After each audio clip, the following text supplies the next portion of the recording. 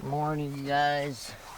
It's the following day, so February 11th, and it's 10:30 in the morning. I'm just to get it out of the way. If you are new, you just randomly clicked on this video, or you're new to the channel, whatever, just back out and don't even start this video, because at a minimum this is part 2, so you need to at least watch part 1.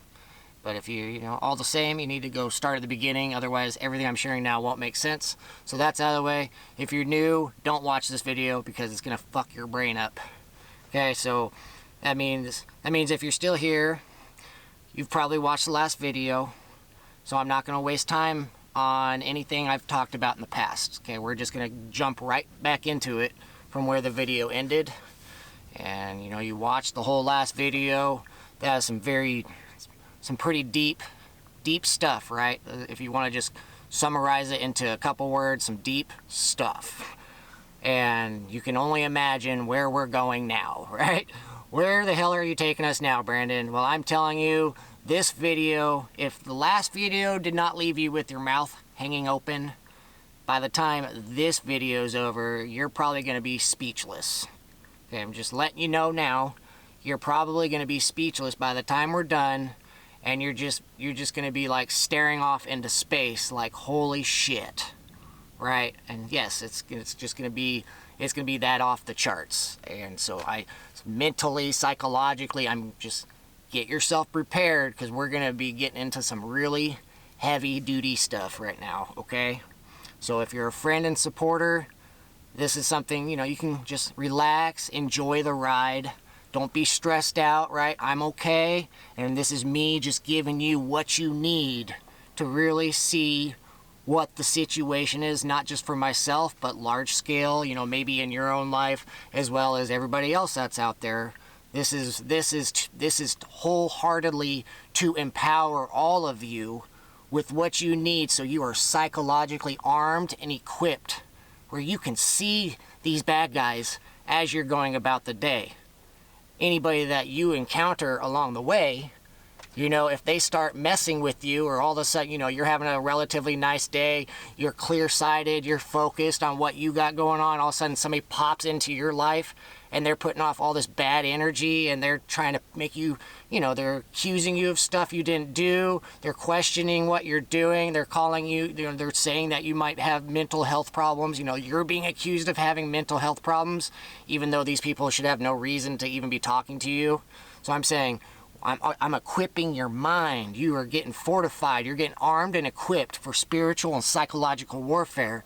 So once the video ends, whoever you are, whatever occupation you have, whatever background you come from, you're ready to go. So anybody in spiritual warfare, if you are on Heavenly Father's side, you believe in Jesus Christ and the angels and all of that, this is me giving you everything you need.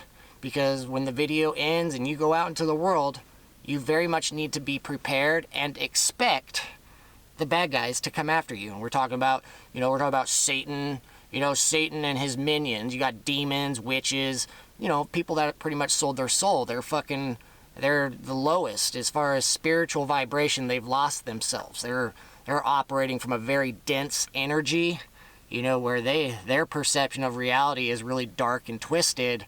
And just because you might be a good person and you have good morals and good ethics and you see what's good out there and what's worth fighting for, these individuals don't operate from where where you're operating from, and they are here to steal, kill, and destroy, if you've heard that expression before. So there's no negotiating with them, there's no bargaining with them, there's no making deals, there's no giving them what they want and to bully you and intimidate you, therefore they leave you alone.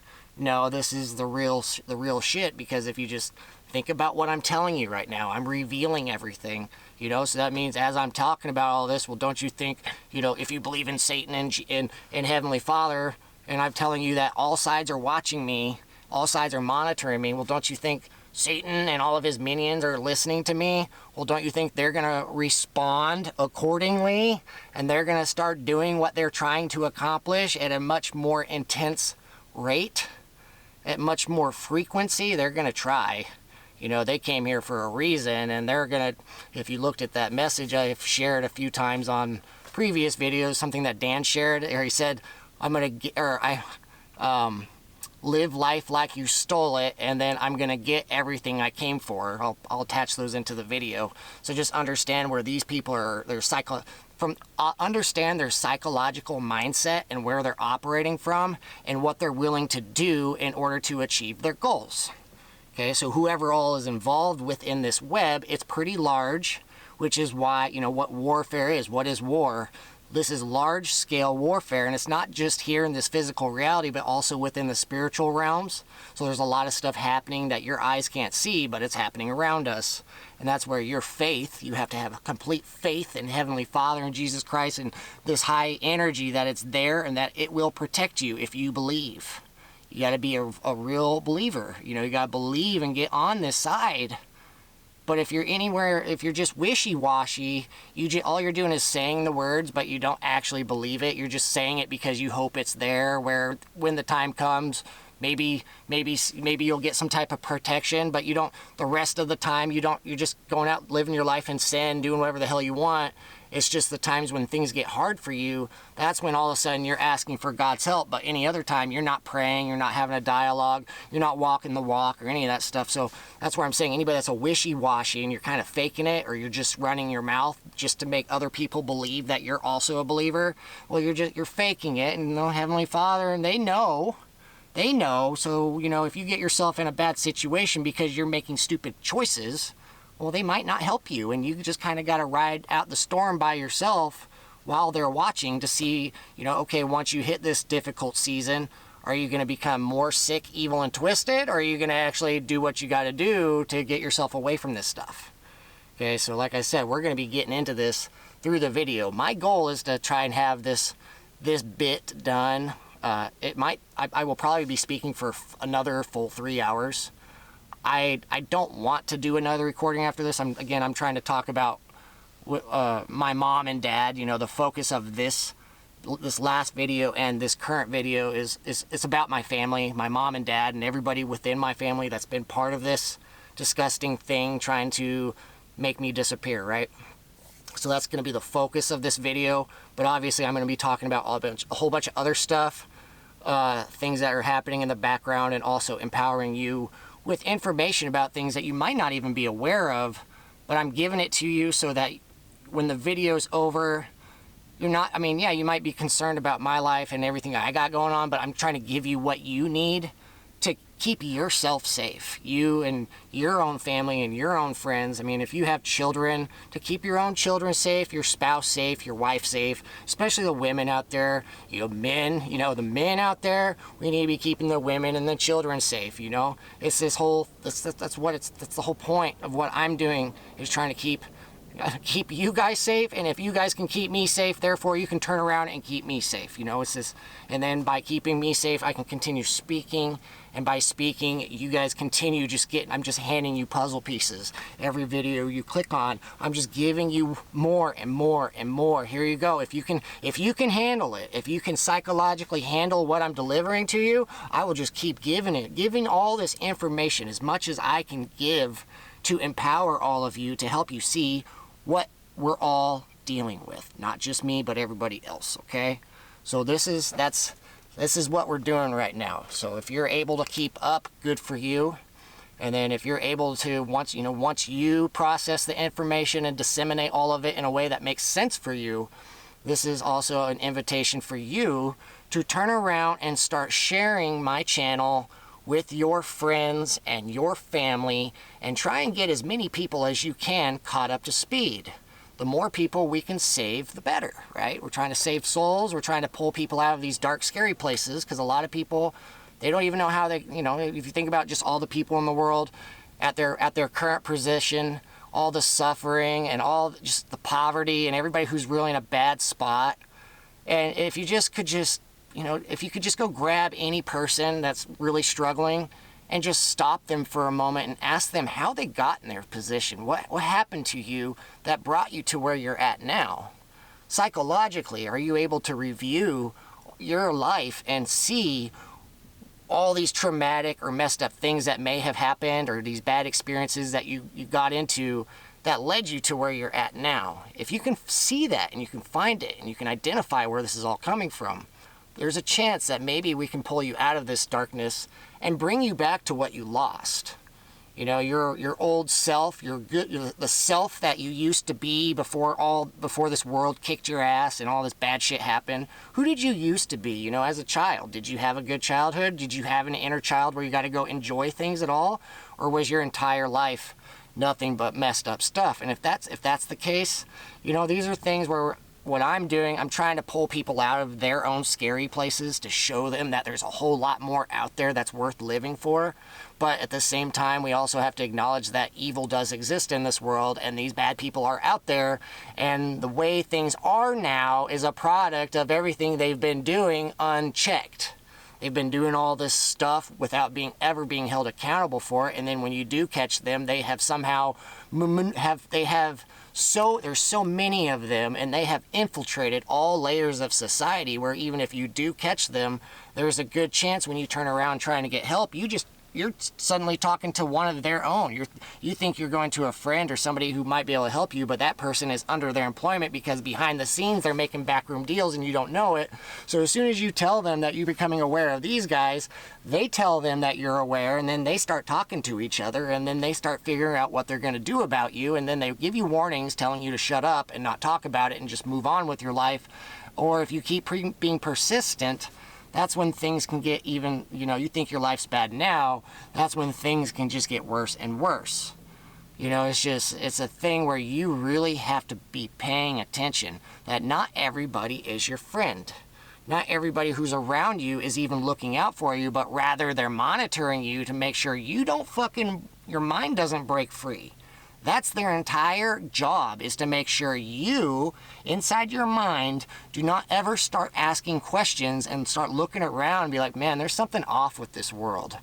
There's something off. Everything, just look at everybody. Look at how everything's operating. There's just something off. If you can start asking those questions and it's almost like you can sense it, but you can't see it. But you exactly know what it is, but you can't explain it.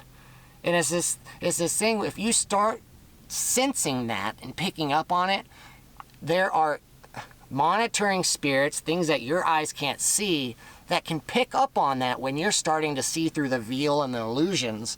And the moment that starts happening, that's when you start receiving this dark negative energy that tells you to stop asking questions, stop looking in this direction, and put your head down and shut up and just continue going about your business. Everything else is none of your concern, right? But if you can push through that and you just keep looking and you dismiss these negative energy and tell them fuck off, you know, you have no business telling me what I'm allowed to think about or any of this stuff, and you start looking deeper for these bigger answers, like what I've been suggesting, suddenly you're going to tap into all types of things that have literally been hidden from you for your entire life. You've been blocked out from it, gatekeeping, like you have individuals who are gatekeepers, and so they have this gate, this metaphorical gate, and you've been locked out on the other side of this door that's been blocked off. And I'm telling you, I have made my way through all the gates, and I can go in and out through all the gates as I want to, which means any gatekeepers that are out there and I find out about them, well, whatever it is I find out that they're hiding, well, me and my crew, as far as the spiritual realm, we have the authority and the power. Oh, you're a gatekeeper? Get the fuck out of our way. What are you blocking? We're going to see what's in there. And then once we find out, well, anybody who needs access to this information, come on in, guys. This is what's in here. Get what you need. And then these individuals who have been blocking all this out, let's get them locked up in custody. That way they're no longer messing with how things are supposed to function in this reality. Hopefully that makes sense to you guys, right? Okay, so with all of that said, again, I gotta kind of slow down because I can just talk about just this stuff alone, and next thing you know, I'm not even talking about my mom or my dad, right? But everything I have shared is all relevant. It's things you need to know, so don't trip out about me getting distracted. This is just me trying to empower you guys. But all the same, I got 5 minutes before the clock resets, and so I'm just going to show you the template of what things we're going to be discussing in this video. If I can get through all of it, the better, but you know, there's always the risk where I say, yeah, I'll just get it done 3 hours, and then the next thing you know, it turns into 6 hours, and the next thing you know, it's like 8 hours, right? So my goal is to make it by the end of this video, by 3 hours, hopefully we're right here, right? And so right now we're with the last video left off. We were sitting around the January 11th time frame. Okay, that was right when I got back to Central Oregon after driving all the way from Arizona. I drove all the way from Arizona to go see my mom in Central Oregon. So 1,250 miles in 3 days, right? I talked about all that. And because my batteries ran out yesterday and I had spoke for 3 hours and 5 minutes straight, right? So I had to stop. I had to get my batteries recharged, and now I've reset, and now we're going to continue going forward. But we left off right around January 11th. And so if you've probably already read the text maybe, but if you haven't, you know, some key things I'm going to be talking about. Well, after I left Redmond and went to the Oregon coast that Friday night, I'm pretty sure I died for that Friday night, and I'm pretty sure it had to do with the drive-by shooting. I'm going to be talking about that, so don't worry about it. We're going to be talking about that. That's one subject, drive-by shooting, right? Right? So that probably got your attention, like, what the fuck? Yes, right? And then, so then after that happened, and then around January, you know, so that was the 17th, and then on the 24th, that's when I started doing my next recordings, the Devil's Gauntlet. So if, you know, you're caught up on all my videos and you've watched the Devil's Gauntlet 1 through 4, you saw all those, right? So those recordings took place between January 24th and 28th. And then by the time I actually got them uploaded to YouTube, you know, the first part 1 went up on February 1st, part 2 went up the following day, part 3 went up 2 days later, and part 4 went up 2 days after that. So, okay, and then at the same time, January 31st, so the day before I got the first video uploaded, like I said in the last video at the beginning, I'm pretty sure I got poisoned 10 days prior. So, you know, back on the, so the 31st, January 31st, it was either that night or the following morning on February 1st. Either way, I'm pretty sure I got poisoned, and then for like the next 4 days, I was pretty much on the edge of dying. And then the next couple of days after that was just being very uncomfortable, physically uncomfortable, having a hard time breathing. And then since then, I've been in the process of almost making a full recovery. Like I feel pretty much like myself again. My chest is a little bit, I'm still got a little bit of crap in my chest. You know, whatever it is, I'm still having a little bit of a hard time breathing, but it's not too bad right now. Not nearly as bad as it was 10 days ago, oh my God. But all the same, you know, we're going to be talking about that. And then on the 8th, so February 8th, 2 days after getting my last video uploaded, that's when I pretty much confronted my mom. So I woke up on the morning of February 8th, after taking care of Malaki's needs and after spending the past 10 days just fighting through whatever it was that I just survived, right? This energy is just hitting me, just letting me know it's time to call my mom out. It's like she's had all the opportunity in the world, and if you watch my last video, when I talked about this conversation I was having with my mom face to face when I made it back to Central Oregon, I was telling you, I was like essentially begging my mom, like Mom, I really need your help. Like between Jerry, Kelly, and Dan, and all of them and their web, they're trying to have me murdered. And I've told my mom all about the all these things that happened in Arizona, right? And I was like, Mom, if you send me out to go off on my own again, like, you know, I'm telling you I might go to the Oregon coast, but essentially, you know, you're sending me out into the wilderness to fend against myself against the wolves as an analogy.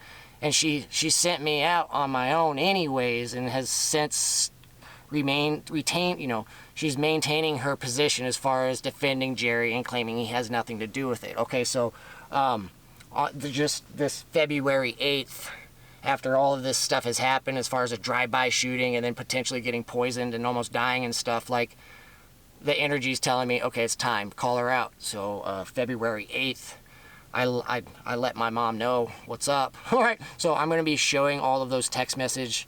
You're going to be allowed to read all of those text messages and everything I've shared with you. The question is if I'm going to be able to get it done in 3 hours. So the clock's about to reset, so we're going to have to take a pause real second.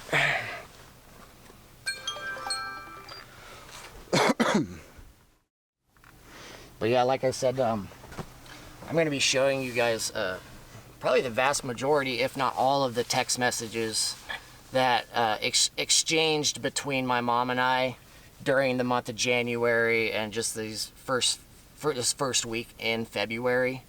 And I just mention it first and foremost. If there's anything that, you know, I'm trying not to filter or censor anything. I'm trying to just give it all to you as it is.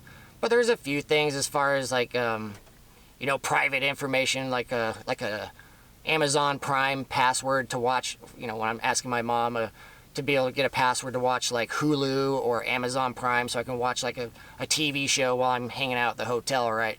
And then, you know, like insurance policy information. So there's only a couple things that I might have to kind of censor out a little bit. Just depends. I got to remember what all is in the text messages. But it's just going to be anything that I block, it'll just be a password stuff. It's just stuff that, you know, nobody really needs to know as far as the public.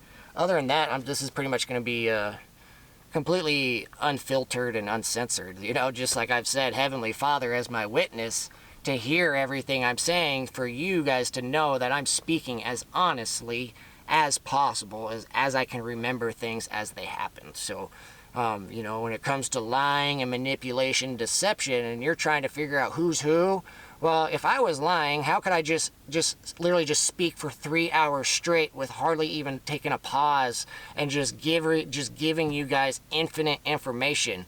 If I was lying, you know, if you just think about lying, somebody who's lying and trying to be deceptive and trying, go Milwaukee, come on, go, hurry up. You know, if you think about people that lie, well, they have to think it out, right? They have to think it out, and they have to be very clever to make it, you know, try to make everything make sense. That way, you know, that way they can get away with the lie, right? So when we're comparing my testimony versus Jerry or Cindy or Dan or Kelly, and you turn around, start asking them questions, and you start comparing how I'm speaking compared to what they're saying, and they're having a hard time even articulating anything that can even make sense for you, where every time they're talking, you're just staring at them like, what? Like, really? You know, just, that's the kind of energy, you know, where they can't even keep their story straight, where you can ask them one thing, allow them to go on a rant or talk about whatever, and then you can ask them something else and allow them to go into a flow. And then, you know, the next thing you know, you can go back and repeat the same questions that you've asked them and just make them tell you again, and just watch and see if they can stay consistent without deviating or twisting what they said or literally forgetting what they even told you. All of a sudden they're telling you a completely different, something completely out of left field, and you know, like, dude, what are you even talking about, man? You know, so this is the type of thing you want to start catching fakers and people that are outright being deceptive. Well, these are tactics you can use. If you're really catching on to somebody that's a liar, well, just start asking them questions. You know, you don't have to let them know that you're suspicious of them lying, but just ask them a bunch of questions, and then give it a little bit of time. Whether, you know, if you can keep, if it's all within the same conversation, cool. But if you end up waiting a day or 2 days or a week, and then you go back and ask them some other questions, get them all distracted with that, and then maybe another series of questions, but eventually you come back around and return to some of your original questions, and then you ask them, well, first off, will they answer your question? Will they give you the time to give you the story again, or will they start accusing you of things, or whatever, accusing you of being suspicious, or accusing you of having mental health problems because they're picking up that you're getting suspicious? Like, first off, will they even answer your question? Will they go back and, you know, offer you clarity, you know, with what they originally said? Can they repeat what they told you in the past? If they can't do it, well, that's a good sign you caught a liar, right? So, I mean, if that's just something for you to empower you. If you're getting suspicious, if somebody's been lying or deceiving you, these are things you can do to fish out some answers. Can the person even stay consistent? And B, will they even answer your questions, right? So here we go. If you guys can remember on the last video, right, everything that I was like talking to my mom about, right, when her and I first caught up, when I just got back from Arizona. And then her and I met up at the fairgrounds, right? So her and I met up at the fairgrounds. Sorry, I gotta shift gears because I've been talking about all this other stuff and I haven't really talked about my mom or any of that yet. So, so I gotta shift gears. We gotta focus on that. And so, from the last video with where it all ended, the camera ended up dying before I was actually done talking, so it kind of just cut off. But I feel like, you know, if you were watching it, you got what you needed for that one. So we're just picking up from where that stopped. And so from the last text message last text messages that I shared on the last video that you saw, you know, my mom and I were planning on meeting up, right? And so I asked her for my electric heater and an extension cord, and then so I showed that to you, and then so that's when we went and met up at the fairgrounds. And so after we met up at the fairgrounds, that's when we went. Where did we go? Oh yeah, I took her. I had my mom get in my van, so we were at the fairgrounds. Let her little dog and Malaki, you know, see each other and run around a little bit and go to the bathroom. But then I had my mom get in the van. So where you see me sitting now, I had my mom seated exactly here, and I went and sat in the driver's seat. And that's when I don't know how long it took, a couple hours, 2 or 3 hours, where I just sat down. You know, she just sat here listening to me tell her pretty much everything I've shared with you on the camera. I mean, more or less, as far as these things that have happened. And then telling her about me being confident and not being willing to change my position is about Jerry being guilty, that I know he's guilty and there's nothing he can do to warp my perception and walk free. As far as I'm aware, he's guilty as fuck, and I'm just waiting for the when and where law enforcement or whoever comes and takes him into custody.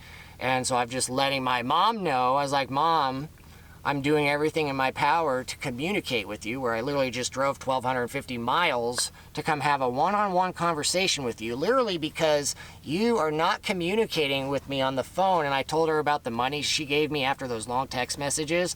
And I was like, Mom, you didn't even reply or anything. You just gave me the money and that was it. And that's all I heard from you. And I told her, I was like, that was very concerning to me. And like, you know, I told her I was aware of this scenario where Jerry might be holding her hostage or something, and that she's doing stuff to her where she's not being allowed to tell me, right? And so I'm relaying this to my mom, letting her know that I'm aware of it, and because she had only sent me $1,000, that was really concerning for me, which is why I'm in Redmond to begin with, which is why you're literally sitting in my van right now and we're talking about this. So I was like, Mom, you're literally sitting right here. This might be the last time you ever get to see me, where after I leave Redmond, this might be it. But I'm giving you this opportunity where you're literally in my van right now. It's just you and I'm asking you if you need help as far as being in a bad situation with Jerry, and if you want to walk free and you want to get away from whatever's coming towards him, as far as what's coming down the pipe towards Jerry, as far as all the consequences of his choices, right? I was like, Mom, I will go into your house with you and pack your stuff, and I will take you all the way to Missouri if that's what it takes. You know, I'm just letting my mom know, I love you, Mom, and I'm here to try and help you out of this situation. But I'm just saying, at the same time, I was also telling her, I was like, Mom, at the same time, I'm very much aware that your husband can probably hear me speaking to you as I'm speaking to you in this van, because, you know, I let her know that about the microphones. I've always been like, my mom's known about the microphones and the cameras for a very long time. I've been talking about them for a very long time, about me always being listened to and monitored, and it was always just me being gaslighted, with her just telling me that I'm just a delusional, right? Just telling me that it's just me in my head and it's not real, even though I've really caught on that it is. And so I'm just letting Mom know, I was like, Mom, I understand that while I'm talking to you and telling you all this, that Jerry probably has the ability to hear every single word I'm telling you, which means as I'm speaking to you, he's probably getting really angry. And so it's just this thing where as soon as her and I separate, you know, she gets her time with me, and at some point she's going to make her choice, and then we're going to separate again. Okay, so which is what happened. And so whatever I gave her, you know, I didn't tell her, like when I was talking to her, I told her, I was like, Mom, I don't expect you to give me an answer now. I don't expect you to make your choice right now on the spot. I was like, take your time to think about it.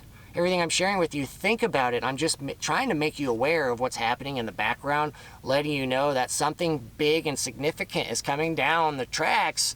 And it's just a matter of which side of the fence you're on, because whatever side, it doesn't really matter. You're gonna witness what's coming. Something big is coming, and you're gonna be part of it in one way or the other, whether you like it or not. And it's just a matter of which side of the fence you're on, whether you get on the receiving end of fucking Heavenly Father's wrath, and the wrath, the fucking hand of justice, the fucking hammer of justice is going to come cracking down on a lot of people. And I'm just letting my mom know. I was like, Mom, you don't want that hammer cracking down on top of your head. You need to get on my side and get away from Jerry sooner than later. Just putting this all out on the table for her.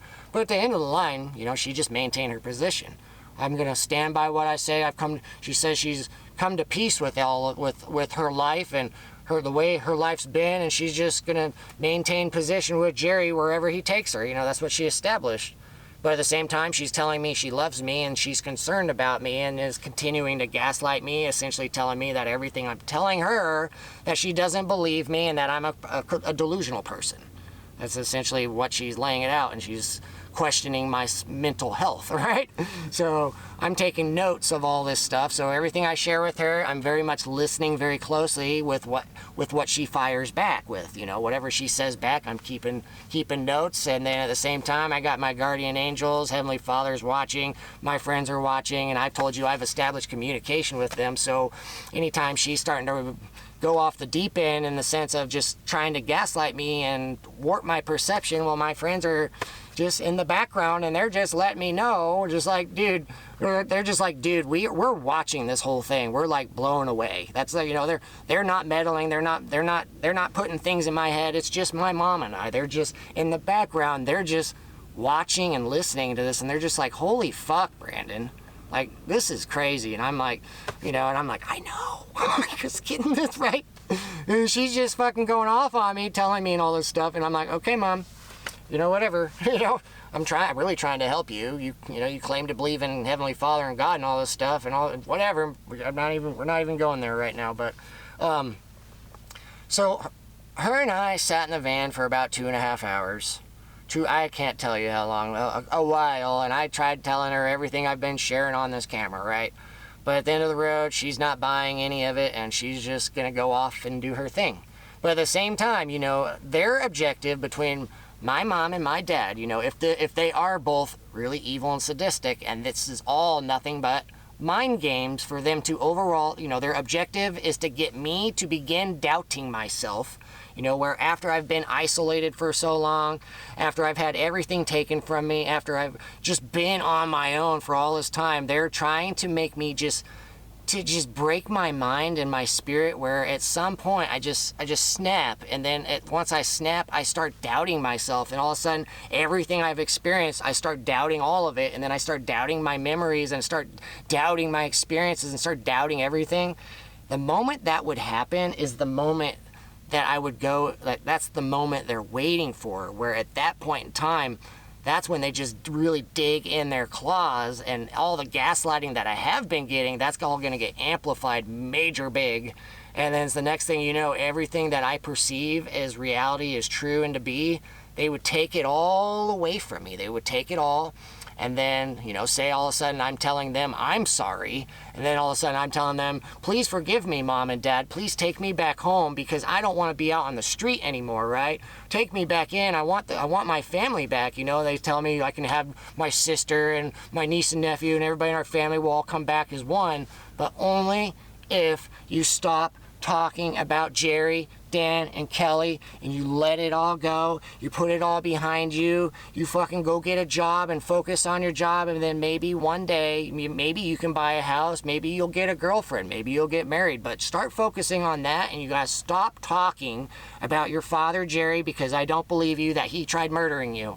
However many times you say you did it, I don't believe you, right? And then everything else you've told me about him, she just says she doesn't believe me. So because she doesn't believe me, therefore it's not true, right? So that means everything I've told you isn't true because my mom said it isn't, right?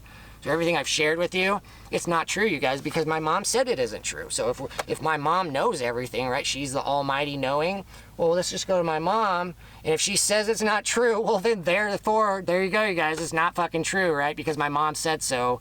And then at that point, if you keep saying it is or keep asking questions, all she has to do is tell you that she's worried about you, about your mental health, and then therefore, you're the one with the problem, right? You understand what manipulation is, right? And dark psychology and fucking gaslighting. Am I getting through your own barriers right now to help you see what I've been dealing with? And if this type of stuff is happening to me, well, there's a lot of bad people out there who are doing the exact same type of shit to all of you. I mean, not all of you, but there's a lot of victims out there who are being subjected to this type of messed up psychological cruelty. Is very wicked and evil stuff where you're trying to literally take possession of somebody's mind so that you can control their body and make them do what you want them to do, and when to think, how to think, what they're allowed to think about, what they're not allowed to think about, which is essentially, if you can take over somebody's mind, you pretty much take over their body, and then essentially you're harvesting their energy. Therefore, you have somebody doing everything for you, and you can just sit back doing nothing at all while they do all the work, and then they turn around and give you the fruits of their labors, and you just sit there and become fat, lazy, and lethargic, and then you just become nothing but a complainer, where if you don't get what you want, you start throwing a fucking tantrum, and the people become victims because you start doing some very fucked up stuff behind their back, because they don't know you're capable of doing that stuff. They don't know that's inside you, and they associate you maybe as a good person, but in the background or in your head, you are doing some very evil stuff that is affecting people in a very bad way. So this is what I'm talking about, and it's real, okay? Not only is it real, but I've been going through the fucking devil's gauntlet to get to the bottom of this and find out where the source of it all is coming from, and I feel like I've gotten pretty close. I feel like I've met the devil himself and his left and right hand, and as well as their spouses and their high-ranking officers and disciples, or whatever you want to call them. All of them, I've encountered the fucking center of their web, and the spider who's weaving all these webs and lies of deception. I found them, you guys. I found them, and they tried killing me, and I've survived. And now the tables have turned, right? So anyways, I'm not trying to scare you guys, but I'm just letting you guys know this is where I have gone. I've gone to some very, very fucking scary places, and I have encountered some very dangerous people. I mean, if you think about just my 12 months locked up and incarcerated, I spent 12 months around fucking rapists, murderers, aggravated assault, people who have committed aggravated assault and robbery, people that kidnap people. I'm hanging out with human traffickers. Like, I'm playing chess, because there's not much to do, and then some of the Humboldt County Jail, they had chess tape. They had, tables where you go eat, but on the table is just printed on the table is a chessboard or a checkerboard, and you just go get you go up to the guard, and they give you a bag full of chess pieces, and you just go, for me, I just go pick an inmate, anybody that would sit down with me. You know how to play chess? Cool, sit down, let's play, see if you can beat me. And so I'd play anybody that would play me while I was locked up. I would sit and play chess with them, and I thought it was fun. I mean, it kept me stimulated. I mean, it wasn't really fun. Like, jail was not fun, dude. It was a nightmare. The whole thing was a nightmare. But I'm just saying, I have crossed paths with some very, very bad people. And while I was locked up, the things that I heard, overhearing conversations between different inmates where they're bragging about bad things that they've done that they've never been caught. I'm hearing all this. I'm like, holy fuck, you guys are out there doing that type of stuff, and you haven't been caught for it. And, they're arrested, and, they're whatever they got arrested for, they're just, it's not nearly as severe as the things that they've actually done out there that they haven't been caught for, So I'm aware of these things that they've done that they're not necessarily in jail for. They're in jail for petty reasons, and the next thing you know, I would hear about some of this fucked up stuff some of these inmates had done, but I find out they're only charged with something small, and the next thing I know, they're being released back out into society. I'm like, holy shit, they're back out on the street again to go do all that stuff that they were talking about.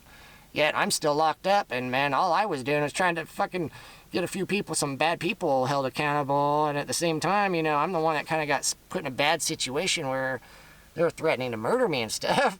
And so, I got locked up for trying to defend myself and protect people that I care about, you know. So that is a fucking nightmare, but all the same, I used it as a learning experience. I used all of that as a learning opportunity. No matter how scary it was, I came out of it full of all types of knowledge that I would never have attained had I not been arrested. Had I not been arrested, all of the things that I know about and have learned from my incarceration, I wouldn't have that. I wouldn't have any of that, okay? But the key point is that I do have that experience. Not only do I have the experience, you know, I went through it all, and I survived, and since then, here we are today, where after everything that's been happening, where everything's kind of coming into fruition, all the seeds I've planted along the way. If you think about seeds, you know, if you've heard the expression of planting seeds, well, I've been planting a whole lot of seeds, and I've been planting seeds for over 7 fucking years. 7 or 8, 9 years where I've been planting seeds all over the place, and here we are today. These seeds are starting to sprout, and things are coming into fruition. And as this is happening, a lot of the bad guys, everything they've been trying, it's all starting to wilt. You know, whatever they have sprouted up, all of their fake, you know, the wheat and the tares. You know, we're talking about weeds and all, you know, things that we don't, undesirable stuff. Well, everything they had that sprouted, now it's all starting to wither and die. Everything's starting to wither and die, and all my seeds are starting to come up and sprout, and then everybody's starting to see the difference, you know, simply because that I have survived and I have endured this trial by fire, and I'm here today, and now you guys can feel my fucking energy, right? You guys can feel my energy and where I'm at now compared to where I was back in 2019, right before my arrest. If you can compare who I was back then with who I am now, quite a bit of difference, right? So, with that said, again, we're going to continue moving forward talking about my mom and Jerry and them. So I told you, so I had this big long talk with my mom. It was January. Hold on. I'm trying to juggle a bunch of stuff right now. So it was January 13th. You know, I arrived back in Central Oregon at around 6 p.m. on January 11th after driving all the way from Arizona, right? And then I told you the following day, that Sunday, I took the entire day to myself just resting. So then that following day, so Monday, January 13th, that's when my mom and we meet up, and I get her inside my van where she's just sitting on my bed where you see me sitting now, and I'm sitting in the driver's seat talking to her, explaining everything I have explained to you more or less, okay? And at the same time, I begged my mom. I was like, Mom, don't send me out there again. Don't send me out there again. I don't want to go out there. I'm sick and tired of being in my van. Jerry's trying to have me murdered. Him, Kelly, and Dan, they're all working together trying to have me murdered and disappeared. And I was like, Mom, don't do it, please. This might be the last time. This might be your last chance and opportunity. And if you do it, well, if it does happen, you know, I do wherever I go. If I end up getting murdered or they try, well, I'm just saying, not long after that, who's to say my friends and supporters, they're sick and tired of watching this happen. They're tired of watching me be in my van. And because you and I have had this conversation now and I've given you your final warning, well, if it happens, if I get murdered and Jerry, Dan, and Kelly are behind it, well, whenever the fallout comes, the fallout of trying to murder me again, the price that will be paid where Heavenly Father is going to lay down that fucking hammer, well, I'm telling you, Mom, all of you are going to pay, and this is where we're at today. Okay, so this is going to get really intense soon. And so my mom got her warnings that day, okay? But at the same time, remember, they are continuing, even though I've given them their warnings, they are continuing to press forward with their own objective, which is to get me quiet, to shut me up, to get me to doubt myself, and then after a period of time, you know, yeah, she's going to send me back out on my own, and they're just going to force me, they're going to subject me to all this messed up stuff where, yeah, they might kill me. Best case scenario, they actually murder me and I'm out, and I'm gone, and then they don't have to worry about me ever again, and they make me disappear. Worst case scenario, they're not able to kill me, but they make my life such a hell where I'm so cut off from everybody. I have no contact with anybody that appears to be helping me or acts like they care, and I have no money, and I constantly have to be going back to my parents because nobody else is helping me financially. Even though I've been asking on YouTube over and over and over for financial help, I'm still receiving $0, and the only money that I am receiving is through my mom, which is all, I mean, there's a whole lot of stuff happening in the background that's making that the way it is. But I'm just telling you, the only money that I am actually receiving into my bank account is from my mom. And if you think about a manipulative strategic standpoint, they're doing all this intentionally to eventually try and wear down my mind and break my mind to where eventually I come crawling back home begging for forgiveness, and then everything I described earlier where they essentially reassert dominion over my life, warp my perception of reality, tell me I'm not allowed to talk about any of this stuff, so therefore everything, I essentially just forget about all of it, and everybody goes back under this state of hypnosis, and everybody falls back into this scary place that we've been in. That's what they're trying to do.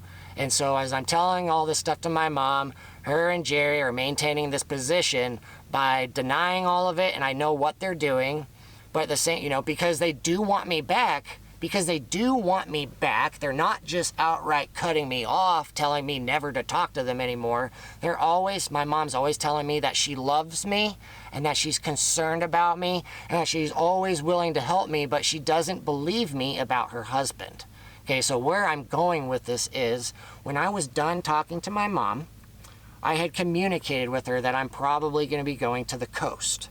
I'm going to be going to the coast, and I don't know how long I'm going to be there. But I told my mom, I was like, Mom, my heater is no longer working. Hold on, there's a couple people just lingering right out front of my van. I'm parked out at the harbor, so they're just looking out at the river, but they're just standing right outside the van, kind of taking their time, so it's kind of distracting watching somebody that's literally right in my field of vision. So they're moving on, but so I'm saying that kind of distract my train of thought. That's the shit I don't like. Give me a second. I'm just gonna pause it. I'm not even gonna fucking mess with that. So like I'm saying, I'm telling my mom I'm gonna be going to the coast, and that because it's January and it's getting midwinter. Central Oregon gets super cold during the winter time, and we're talking about like at nighttime it gets down into the 20s or the teens or the single digits, and even it can even get below zero. So, and I told my mom, I was like, I got to go to the Oregon coast to at least get away from the freezing temperatures. I can handle the rain. I can handle, 40-degree temperatures. But when we start getting down to freezing temperatures, even during the daytime, and then teens, sub-digits, I got to get away. I got to go somewhere that's relatively warm. So I'm letting my mom know I'm going to go to the coast, but I'm also letting her know that my blower motor isn't working. Like, I have no heat, so therefore every morning when I wake up and all the condensation that's accumulated on the windshield, whether it's frozen or whatever, I have no way to use my defrost to clear my windshield, so which is therefore dangerous. It's dangerous, and then therefore I'm also stuck in a very cold environment. So because my mom and dad always want to appear as if they do love me, and they're always helping me out, they always say they're helping me out all the time, and it's just me being a drag on them, always trying to make me feel like I'm the problem. They're always trying to make me feel like I'm the problem, and I'm just trying to get help, man. They won't even take any of this serious, or they won't even act like they are. They just treat me like I'm nothing. They just treat me like I'm a delusional person, or that I'm crazy. And I know what they're doing, right?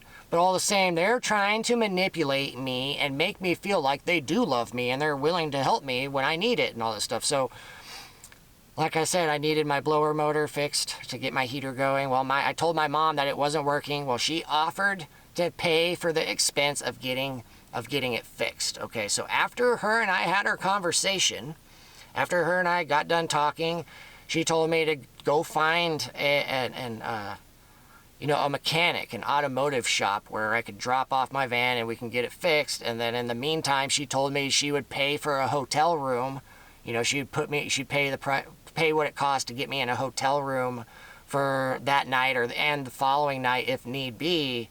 And at the same time, she would leave me with the Ford Explorer, so I would have their car, they have a car and a truck, so I would have their Ford Explorer to drive around while my van's getting worked on, so I can go do what I want to do in Redmond.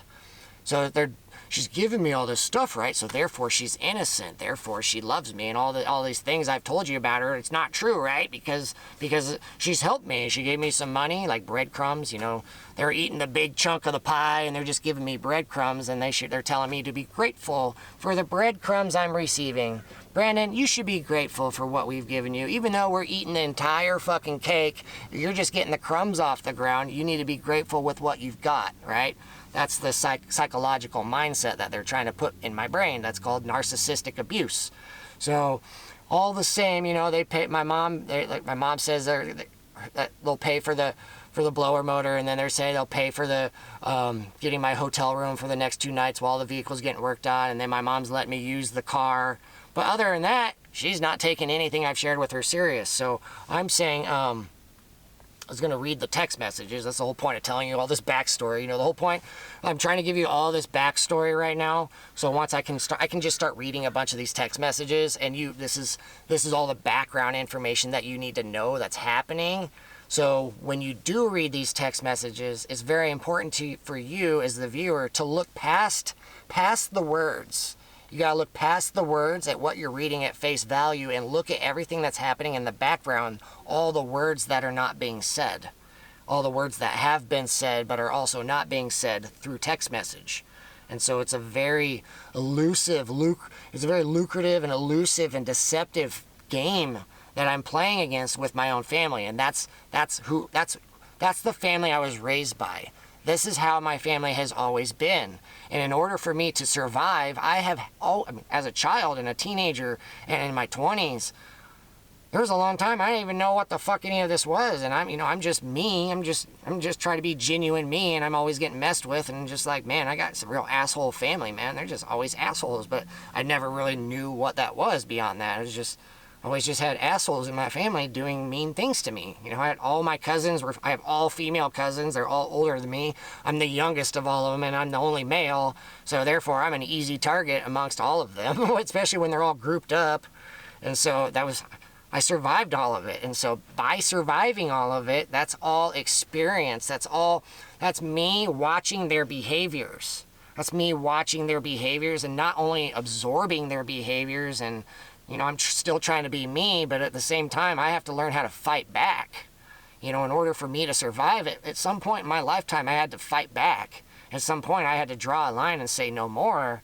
And, you know, I've always done good in my life to, rather than becoming violent like what Dan has done or what any of these people who've become violent in their lifetime after being subjected to stuff like this. For me, my defensive mechanism was essentially to go within myself, where if I have the opportunity, I would just go do my own thing. I would separate myself if I could. You know, if I could, I would just go do my own thing. Wherever I was, if I had the ability to escape, I would.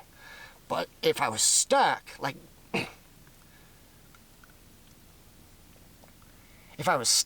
being stuck in a cage, that's where, sorry, I'm just trying to keep it together. If I was stuck like I was in a cage, that's where, like, video games became a very big outlet for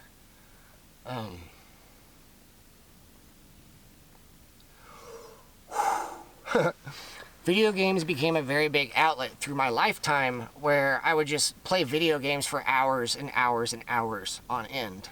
And it was literally just to shut out all that shitty noise, right?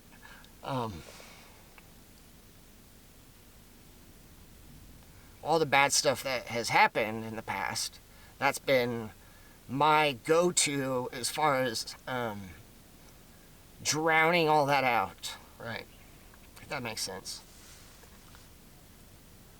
A lot of people walking by. But anyways, yeah, this is the type of family I have grown up with, and it's been a lifetime of it, and it's pretty traumatic and fucked up stuff. But at the same time, I have learned a lot. You know, I have learned so much and have survived. Not only learn, but survive, and have the ability to turn around and share with you guys, right? So that's some big shit. And so right now we're going to be getting into the text messages because that's the whole point. And now you guys are aware of all this stuff, right?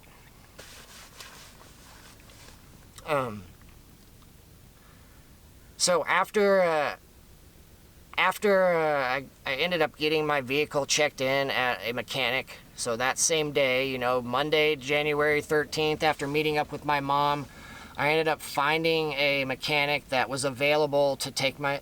He was available. He had time to work on my blower motor and get the vehicle going. So he told me to just come by and drop it off. And then so once I got the vehicle dropped off, I had my mom's Ford Explorer to drive around as I wanted to. And my mom had went and reserved a hotel room for me on the south end of town. And so I had a room to stay for like the next 3 nights. So for the next 3 days...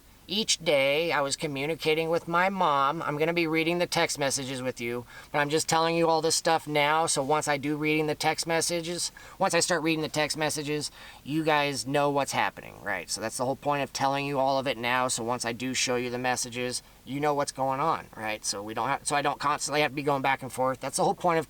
I hope you guys haven't perceived I'm just getting that I've been deviating and just kind of getting sidetracked with all this stuff. No, this is all background information you need to know. So once you do start reading these text messages between my mom and I, you know wholeheartedly what's going on in the background and what they are aware of, so that when things do come down to it, if my mom starts getting questioned by other people, everybody's aware of what her and Jerry have been doing for my entire lifetime and how they've been treating me. So that means when it comes down to it, Jerry, Cindy, and the rest of my family, they cannot play stupid. They can't play dumb. They can't act like they're the victims. They cannot claim to be the victims. They cannot turn around and accuse me of having psychological issues. They can't claim that I have mental health problems. None of this stuff, because I'm already aware of their tactics and strategies. And for you as the viewer, I'm empowering you with the knowledge of their tactics and strategies. So when you guys turn around and put on the pressure and start adding pressure onto them, whatever they tell you, everything they try and gaslight you and manipulate you and deflect whatever you're pressing on them, rather than you guys getting distracted and turning around, letting them walk free, and the next thing you know, they start pointing fingers at other people, and you start getting distracted chasing people that have nothing to do with any of this or whatever, and the next thing you know, they're laughing at you because they just lied to you. You bought the lie. And because you put your guard down, how do you know as soon as you go after these other people, they send their little cronies and then they come after you and start targeting you, and the next thing you know, you get pulled into some very fucked up stuff. So I'm saying once you guys do make your move, you guys do have what you need because you know what you're dealing with, and whatever they say is essentially going to be very much ineffective. Their credibility is gone. Anything that they say, you know they're a fucking liar, and they will literally tell you anything if it means that they can walk free without ever being held accountable for their fucking crimes. If that involves murder, pedophilia, any of this stuff that I don't even know about in the background as far as other victims, people that may have been kidnapped, just trying to keep their secrets buried over decades, I don't know. I don't know how long the track record is, the list is of all the victims that are out there between Dan, Kelly, and Jerry, and everybody within their web. That's going to be a lot of innocent victims, people that bad things happen to, and they don't even know what the fuck happened. It just happened to them, and their life got destroyed. So everybody who's involved with that, I'm telling you guys, Jerry and Cindy are involved with it. So when it comes down to pressing charges against them or questioning them or anything, they can't play stupid. They can't lift their hands up saying that they got nothing to do with it. And they can't turn around and say that Brandon Durgan is a crazy person with mental health issues, because after you've watched my video, the fact that I just keep going without even hardly taking a break, and I'm just wondering, do you believe me, or are you going to believe somebody that can't even put a sentence together?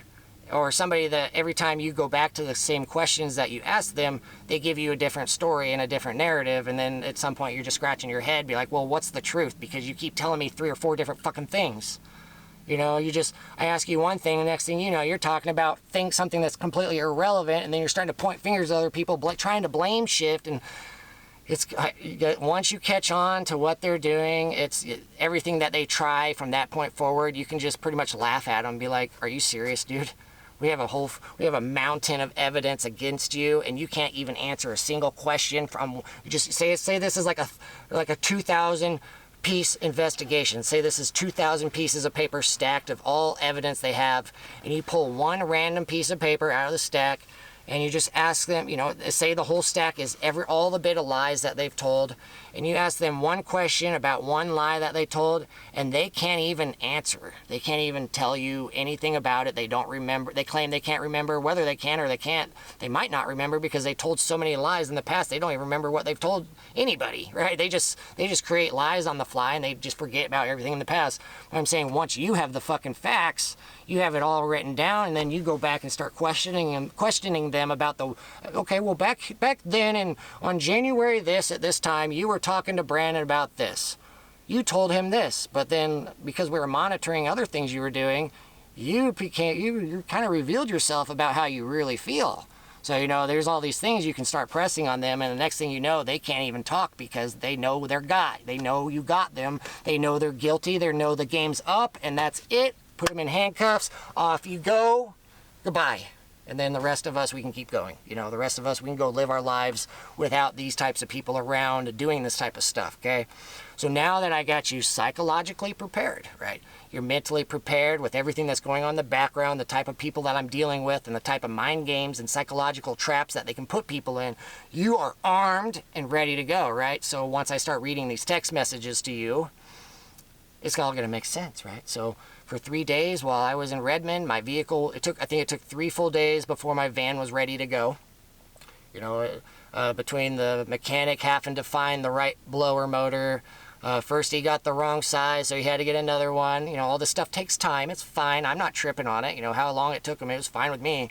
Because at the same time, I'm keeping busy with my mom trying to figure out what she's got going on. So, you know, I just tried to not put any pressure on the mechanic. He'll let me know when it's ready, but at the same time, I was touching bases with him like once a day just to know, just so I could be mentally prepared if I was going to be leaving that day or the following day and stuff. So all the same, it took him about 3 days to get it all the work said and done. Not a big deal, and it cost like $450 altogether. So not too bad. So with these text messages, so Monday, January 13th, you know, I'll attach this to the video so you can read it for yourself. But I gotta read it for myself right now, and I can't, you know, it's multiple pieces moving at the same time. So I said, my mom, you know, so right after, you know, I talked about the electric heater, and then my mom said, yeah, and okay, so here we go. So January 13th at 3 p.m., I don't think that the automotive shop across from Safeway is open anymore. Aren't any signs indicating the business is still there, and the windows are all blocked out. Automotive will take a good look at it tomorrow, or we'll take a look at it tomorrow morning at 8 a.m. I'm gonna take it there. Okay. So my mom replies, okay, at the motel now. Do you want tonight and Tuesday night? It's only $89 plus $10 for your dog. She said she'll pay, and it's at the Super 8, and it's at the Super 8 motel, right? So that was originally after Mom and I separated, after talking in the van, I went and got my vehicle checked in at Automotive, and then my mom went to a hotel and got me a room reserved for me. Okay, so after that, and after that I went and got checked into the hotel, which is when I went, my mom paid for it. I told her thank you, and then did I take her home? Oh wait, no, I still had my van. So she took her Ford Explorer home, and then I stayed at the hotel. I took a shower. Finally got my first shower in a long time, and I got myself cleaned up, and I pretty much just relaxed the rest of the time. Okay, so then the next day, I'll show you all the text messages. So the next day, next morning, so I say, good morning, I'm on my way over to Automotive. It's on the other side of the train tracks near where you've taken the truck. They've taken their truck to get it detailed, right? And I just gave her the address of it. I might block out I'm not sure if I'll say, I might block out Automotive. I'm just saying that now. I can censor that out. Just the automotive shop's name and the address and stuff. But, then she says, okay, I'll be there. And then, I tell her I went and dropped off my van, And then I let her know that I'm ready, you know, so that's what that text message means, that I'm ready. Well, then she got lost and couldn't find it, so that's what her text message means. She got lost. She texted me and said she's lost. Well, she had a hard time finding automotive, or and so I had to, I think we talked on the phone for a minute, and I told her how to get there. Okay, so that was Tuesday at around 7:48 a.m. And then so later that morning, I ended up sending her, if you guys have watched those videos from that video recording back from 2019 when I perceive it was Kelly, when I did a screen recording of some threats that I was getting. Remember, if you saw that video of, I have it on my YouTube channel. If you go to my YouTube channel and you watch This Is Chess, Not Checkers, I'll attach a screenshot, so if you want to go back, you can watch that at any point in time. But it's this screen recording that I did of a conversation I had with somebody who was private messaging me through Instagram. And I perceived this individual, I perceived it was Kelly. That was my guess, that it was Kelly, just based off how she was communicating with me. So I screen recorded it. That's when I caught Kelly literally admitting to having some involvement with Joe, and then also threatening, you know, giving me death threats. So I got it all recorded, right? And then I told Kelly that I was screen recording it, and there was just this big fucking really sadistic, messed up. It was really messed up. Like, if you've watched it, it's a really messed up video. But at the same time, I caught her, and then I shared it, right?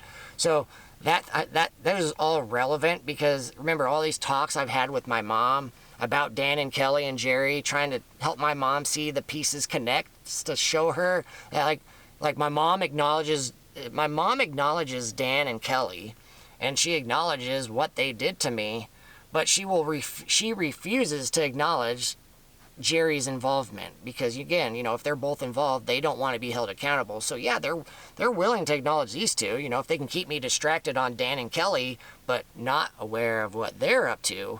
Well, that would be sufficient enough, right? That'd be enough for them at least, you know, because that's how things can that's how you never get to the source of things, because if you don't actually get to the source, you might have one or two of them, but if you don't have the third one, well, you might have to have all three before you can actually go after all of them, and so that's what I've been working on, right? So all the same, so just remember all these conversations I had with my mom prior, so my mom's aware of. I had to change the battery out, but so the whole point is, like, my mom's aware of Dan and Kelly, but she's also, you know, they're maintaining their position with trying not to get caught. And everything I told my mom, if you at my game, if you remember my game, I'm trying to get to the bottom of what's going on and trying to get to the bottom of my mom's involvement. And because of how, after this conversation I had with her while she was sitting in my van, and based off what she shared with me, her narrative was not making sense at all. And so again, when I originally showed up, I was concerned about my mom's well-being, about not sure if she was just in a bad position, if she was like being held as a hostage or a prisoner or something. So that's when I originally showed up, with this idea that she might be in danger. But after my conversation with my mom, suddenly my suspicion was arousing. Like, I was getting very suspicious. Okay, well, based off everything, all of this, well, now I'm starting to question, well, Mom, you might actually be working against me. What the fuck? This whole time you're working against me? That's not okay. All right, so that's not okay. And so because of that, that following Tuesday, so January 14th, at 10:54 in the morning, I can't tell you exactly what inspired me to just randomly send this to her. I think it had everything to do with everything I shared with her the previous day, and just things weren't really adding up. And so again, I'm gonna get to the bottom of this. If my mom's really on my side, I'm gonna get to the bottom of this. And it doesn't really matter what tactics and strategies people agree with as far as how I get to the bottom of it, as far as how I proceed forward and continue communicating with my mom. That's not your guys' business, but I know what I'm doing. You know, it's just a matter of everybody having faith and just watch and learn, you guys, because I'm going to show you some shit if I can get it out of her, right? So Tuesday morning at January 14th, I opened up the day by sending my mom, five screenshots from that screen recording that took place with Kelly back in 2019. I'll show them to you so you get to read them. Don't worry about it. But essentially, I'm going to read out loud. So the first one that Kelly had sent me, she said, this is back in 2019 before my arrest. This was when they were in the process of destroying my life and telling all of you guys that I was a crazy person. They were telling everybody who knew about me that I was a crazy person. And then at the same time, they're claiming to be the victim. So they're telling all you, don't listen to Brandon, he's a crazy person. We're all his victims. He's picking on us and he's crazy and he's stalking us and accusing me of the very things that they were doing to me. And I don't even know what the hell's going on. They're doing all this shit behind my back. I mean, I have an idea of what's going on because I have people from within the community kind of giving me updates, sharing things that they're doing, sharing things with me that they're doing behind my back. So I'm slowly kind of catching on, which is how I'm aware of this stuff. But I'm saying, back in 2019, I got this opening message from Kelly, who I perceive, and she said, I told you you would pay, you skinny little rat freak. This page is next. Then you will rot the rest of your days on Earth. Now 11.2 thousand potential customers for your little book are gone in a flash. Ha ha. Did you sincerely think your book would feed you? I told you, Brandon, the devil is on you. This war is over. You have lost, and you will feel the devil every day the moment you open your eyes after a night of struggling to sleep. You will hear the devil growling in your stomach. It's a pretty weird message to get from somebody, right? So, and then she says, as your malnutrition body begins to feed on itself and decompose, pathetic scum, die slow, Brandon. And so that's when I opened up that message saying, wow, are you kidding me? So if you watch that video, you can watch that live as if you can watch it in a video format. That's there. This is chess, not checkers. It's on my YouTube channel. That's the title of the video. This is chess, not checkers. Okay, and so the next, another screenshot that I sent my mom, this is mid-conversation at some point where I'm talking to Kelly. And so I say, I'm waiting, and she says, yes, yours. Yes, yours is, LOL, whatever the fuck, bad grammar. I respect your stubbornness, for even in the face of defeat, you maintain the delusion that you ever stood a snowball's chance in hell at affecting anything or anyone in this world. It's hilarious. And I say, wow, this is great, thank you, because I got my screen recorder going, I'm just documenting this as she's saying this stuff. So I say, wow, this is great, thank you. And so she replies, fuck you, because she's trying to agitate me and trying to get me all worked up, and then I'm not buying it, so it doesn't work out. So then the next one is, I say, what more do you want to say before I continue exposing you? And she says, first Joe, then your dog while you watch, then you, then the whole world.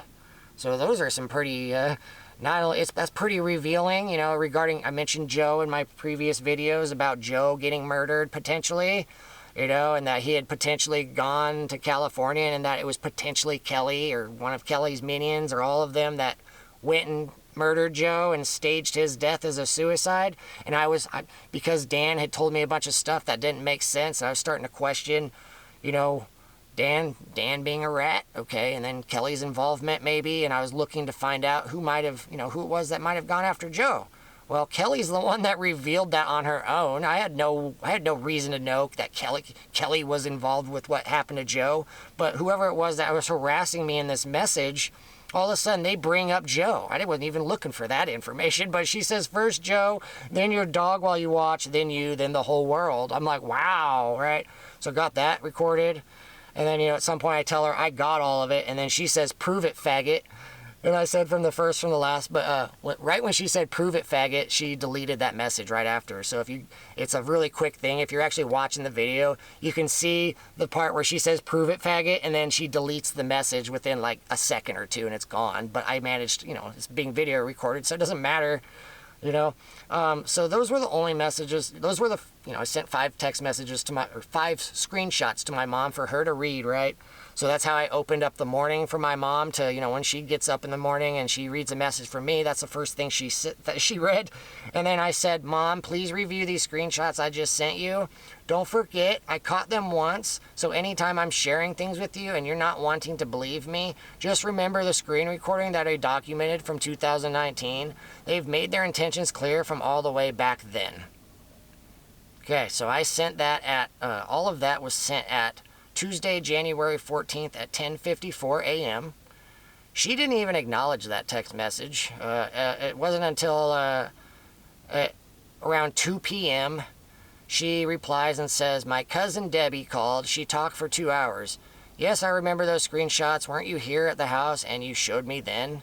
You know, so again, when she says, yeah, you know, and you showed me then, you know, like she's seen it before. Remember, I've told you she's always saying she's tired of hearing me repeat myself. She's tired of hearing me talk about this. And between her and Jerry, they're trying to get me to just put it all behind me and go live my life and forget about all the stuff. So therefore, allow all these bad guys to just walk free without ever being held accountable for what they did. And not only that, to be allowed to continue moving forward, to continue doing what they've been doing this entire time, which means continuing to target all of you who are not one of them, which is why this world keeps getting worse and worse and everything's getting scarier and scarier. So, you know, that's their objective. They're trying to get me to put it all behind me. So, you know, I sent my mom those screenshots, and then I asked her to review them and told her, no, don't forget about them, Mom, because they are relevant just now. Because if you read that first one, I told you you would pay, you skinny little rat freak. This page is next. Then you will rot the rest of your days on Earth. Now your 11,200 customers for your little book that you wrote are gone in a flash. Did you seriously think your book would feed you? I told you, Brandon, the devil is on you. This war is over. You have lost, and you will feel the devil every day. The moment you open your eyes after a night of struggling to sleep, you will hear the devil growling in your stomach. Okay, well, that was back in 2019. And just think about everything that has happened to me since then. And look at where I'm at today. In February 2010, or 2000, where'd that come from? Here, there's somebody walking by. Here we are today, February 2025. You know, so it's, 6 years later, and look at my situation, and look what I'm confronting. Look at my most recent videos that I shared called The Devil's Gauntlet.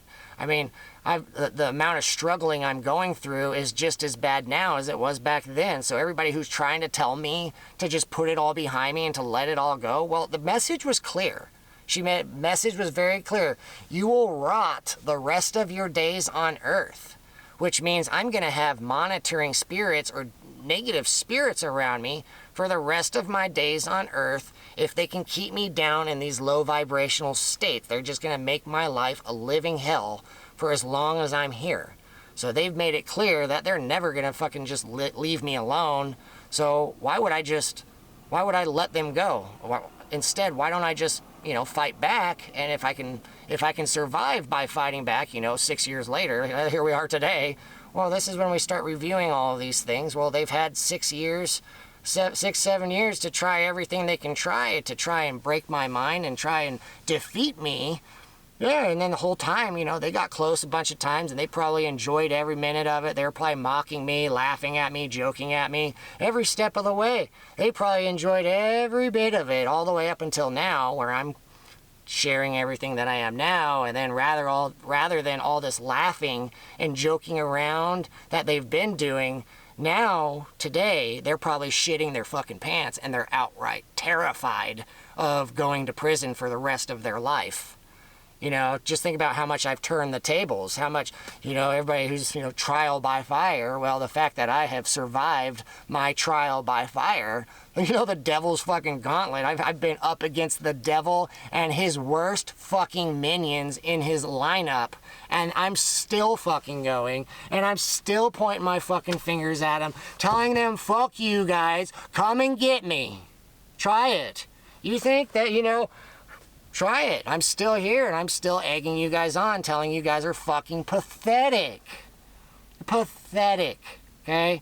And so this is where we're at. And so, you know, I tell my mom to review these text messages. She's outright ignoring me. And then at the same time, she's like, weren't you here in that house and you showed me then? Like, again, she's trying to be like, I don't want to see these. I'm not interested, you know, trying to deflect it, just trying to brush me off and push me off. Well, that ain't gonna work. So, hold on. There's a guy just walking by. Nice little doggy. Sorry if I scare you guys, right? I'm not trying to scare you guys. I'm just looking, laying it out there right now. You know, I'm kind of at the harbor and I'm talking loud, so anybody nearby, they might be able to hear me talking, and they're, you know, I'm guessing people know who I am, and so I'm just being allowed to do what I got to do. But at the same time, when I breach these, you know, when I put off this energy, even if you're a friend or supporter of mine, that energy can, you know, can make you a little fucking uncomfortable, and it's fine. I'm acknowledging it right now. I'm just letting you know it's okay. You know, if you're on my side, it's all good, you guys. I'm just making the video good, right? But yes, I can reach those scary places very easy. Hold on, there's just people walking by, and it's kind of distracting me, and I'm just kind of trying to buy a little bit of time. How much time do I got left? 6 feet. Okay, so again, we're gonna go back to those text messages. My cousin Debbie called. She talked for 2 hours. Yes, I remember those screenshots. Weren't you here at the house and you showed me then? No updates on the van. You know, she's just, again, at this point, it just feel the energy's telling me, like, they're just trying, at this point, they don't want anything that I just drove all this way. Well, they don't want anything that I'm trying to, you know, my mom doesn't want anything that I'm trying to get her on board with, right? And so they're just, at that point, they're just trying to get me out of Redmond, because if they are going to try having me murdered, well, we got to get Brandon the fuck out of here, because he's clearly after you still, Jerry. He's still after all of us. He's still looking for the truth, and we got to get this dealt with. So let's get his fucking van fixed, give him a little bit of money, get him to the coast, and then we'll get on the horn with Dan and Kelly and try and get somebody to murder him, right? So that's what's going on in the background. So she says, no updates on the van. I say, yes, I've showed them to you before. Just wanted to remind you because it's just as relevant now as it was back then. I said, yeah, the shop, you know, the auto mechanic shop, the mechanic, that's what I'm referring to. Yeah, the shop just called me about 10 minutes ago, and the guy said the blower motor is toasted, and they are in the process of ordering a replacement.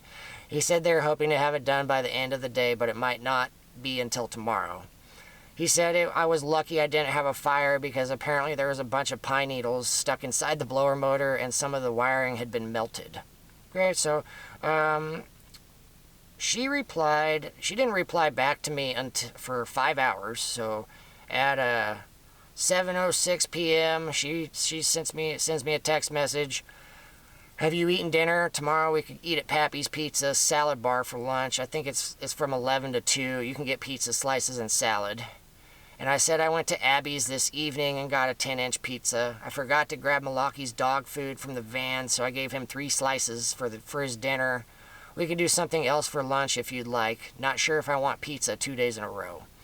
Never heard back from the auto shop before they closed. I'll wait until 9 or 10 a.m. tomorrow morning, and I'll give them a call if I haven't heard anything.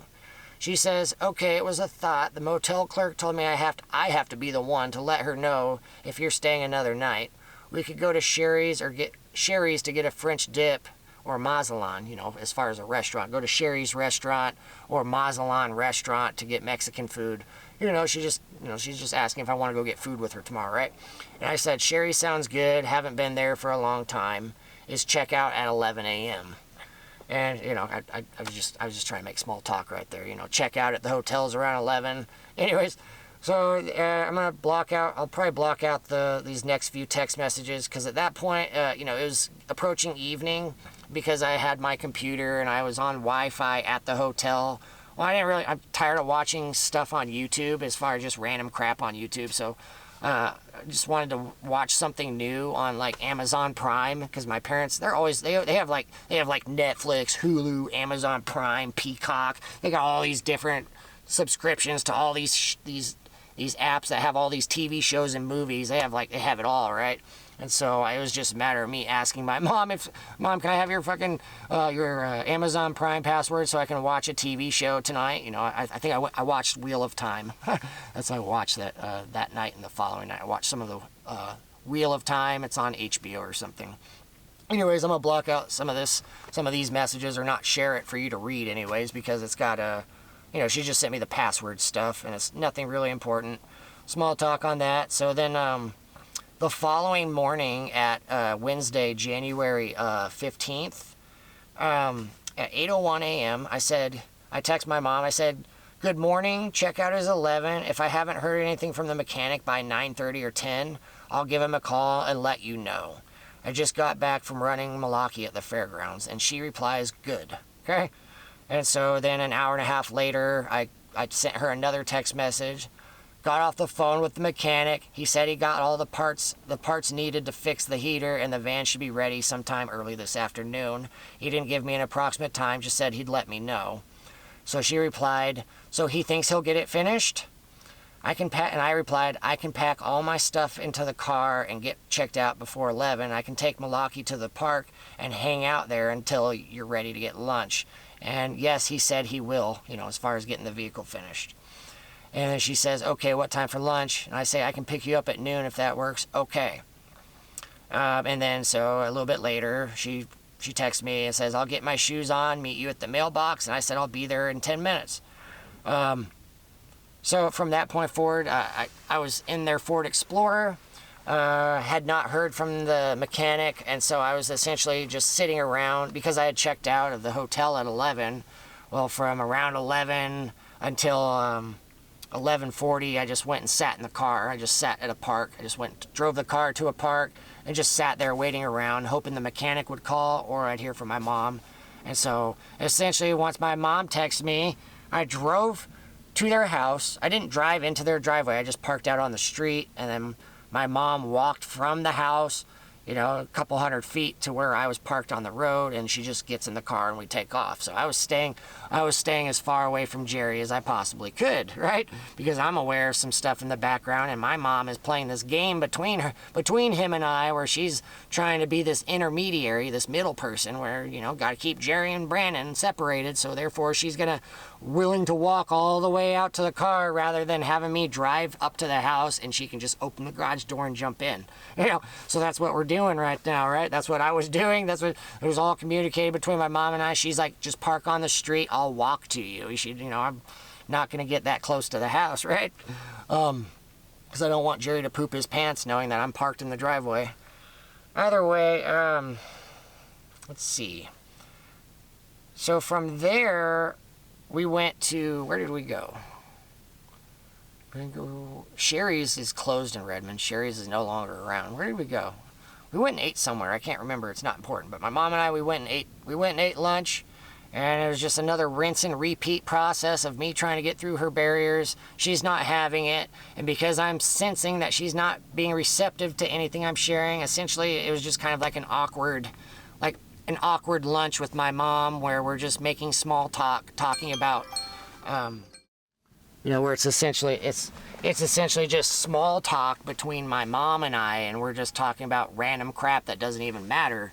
So that was what lunch was like that following day. So here we go. Sorry, I'm just trying to stay on track and keep everything organized as we're going. And let's see, Wednesday.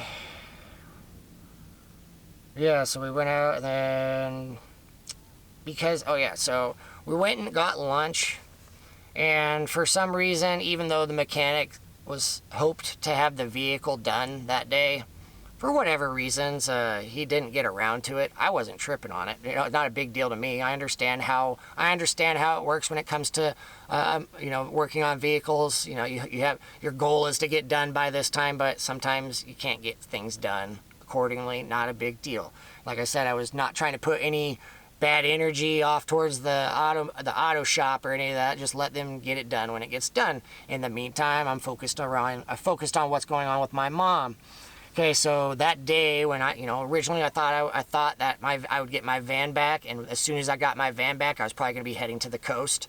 And at the same time, my mom's kind of putting off that energy that they want me gone, but at the same time, they're not trying to give up their position, so they're being accommodating towards me by, paying for my hotel room, going out and paying for lunch, and trying to be nice and all this stuff. Right? It's all deception. It's all manipulation. And if you don't know about all the stuff in the background, then obviously, if you don't know about it, well, then I would obviously appear as the bad one. I'd be the one that's inconsiderate, the one who's just taking advantage. Like, that's how they would spin the story against me at some point. But, again, I'm documenting all this, and I'm very good at articulating my findings on camera. So this is me disarming my mom and dad and everybody involved, so they cannot do these things when the time comes. All right, so Wednesday, the van wasn't fixed, and because, therefore I can't leave yet, so communicate this with my mom, so therefore she offers to get me the same hotel room. So I go get checked back into the hotel room. And then so another night of just watching Amazon Prime, just trying to take it easy or whatever, just hang out at my hotel room, take another shower, shave, just hang out with my dog. And then, at different times I go take him on a walk every once, like take him to the fairgrounds in the morning and evening and stuff. And so, that, after I got my hotel room at 6:40 p.m., my mom messaged me back. Well, at first I told her I was in my hotel room, and then she replies, says, "Good, have you eaten dinner yet? Did you get Milwaukee food?" And I said, "Yeah, I grabbed Milwaukee's food from my own van. I drove the Ford Explorer back to the auto shop, and I grabbed a few things out of my van, which some of Milwaukee's dog food. So I went and got his dog food, and then I went to Carl's Jr. and got some chicken strips, and also stopped at Safeway for some snacks and water." So she says, "Okay, good, we're eating bacon and eggs." So that, okay. And I just replied, "I wasn't too hungry. The burger and fries has kept me feeling full." "Oh yeah, I told you we were going to go to Sherry's, but they were closed." "Well, we went to Applebee's.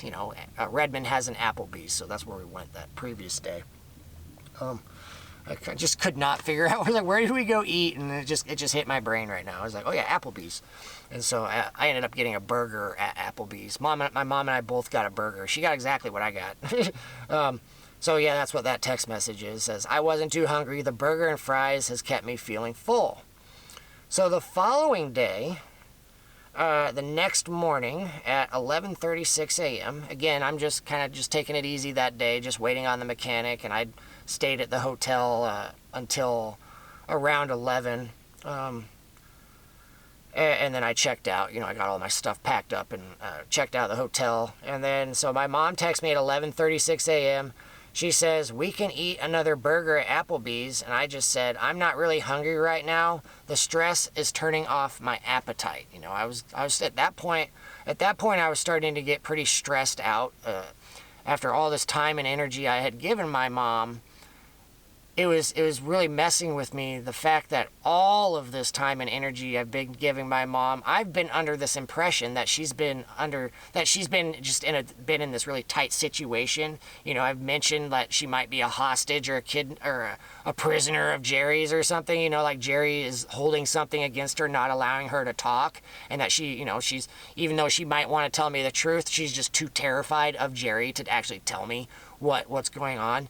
Because in the past, my mom had mentioned, last year, early 2024, there were 2 different times when my mom mentioned to me, she told me that she was afraid Jerry might suffocate her with a pillow or something while she's trying to sleep at night. Like she told me she was afraid that he would kill her. She mentioned that twice out of the blue a couple times, and I have no idea why, but that was something that I had remembered, and that's why I was concerned about her, which is why I was in Redmond. But I'm saying now, after all this time and energy I'd just given her, now that I was back in Redmond, now all of a sudden I'm having this other energy just really hitting me, telling me like, holy shit, she might be against me. And yeah, between her and Jerry, yeah, they're probably at each other's fucking throats right now.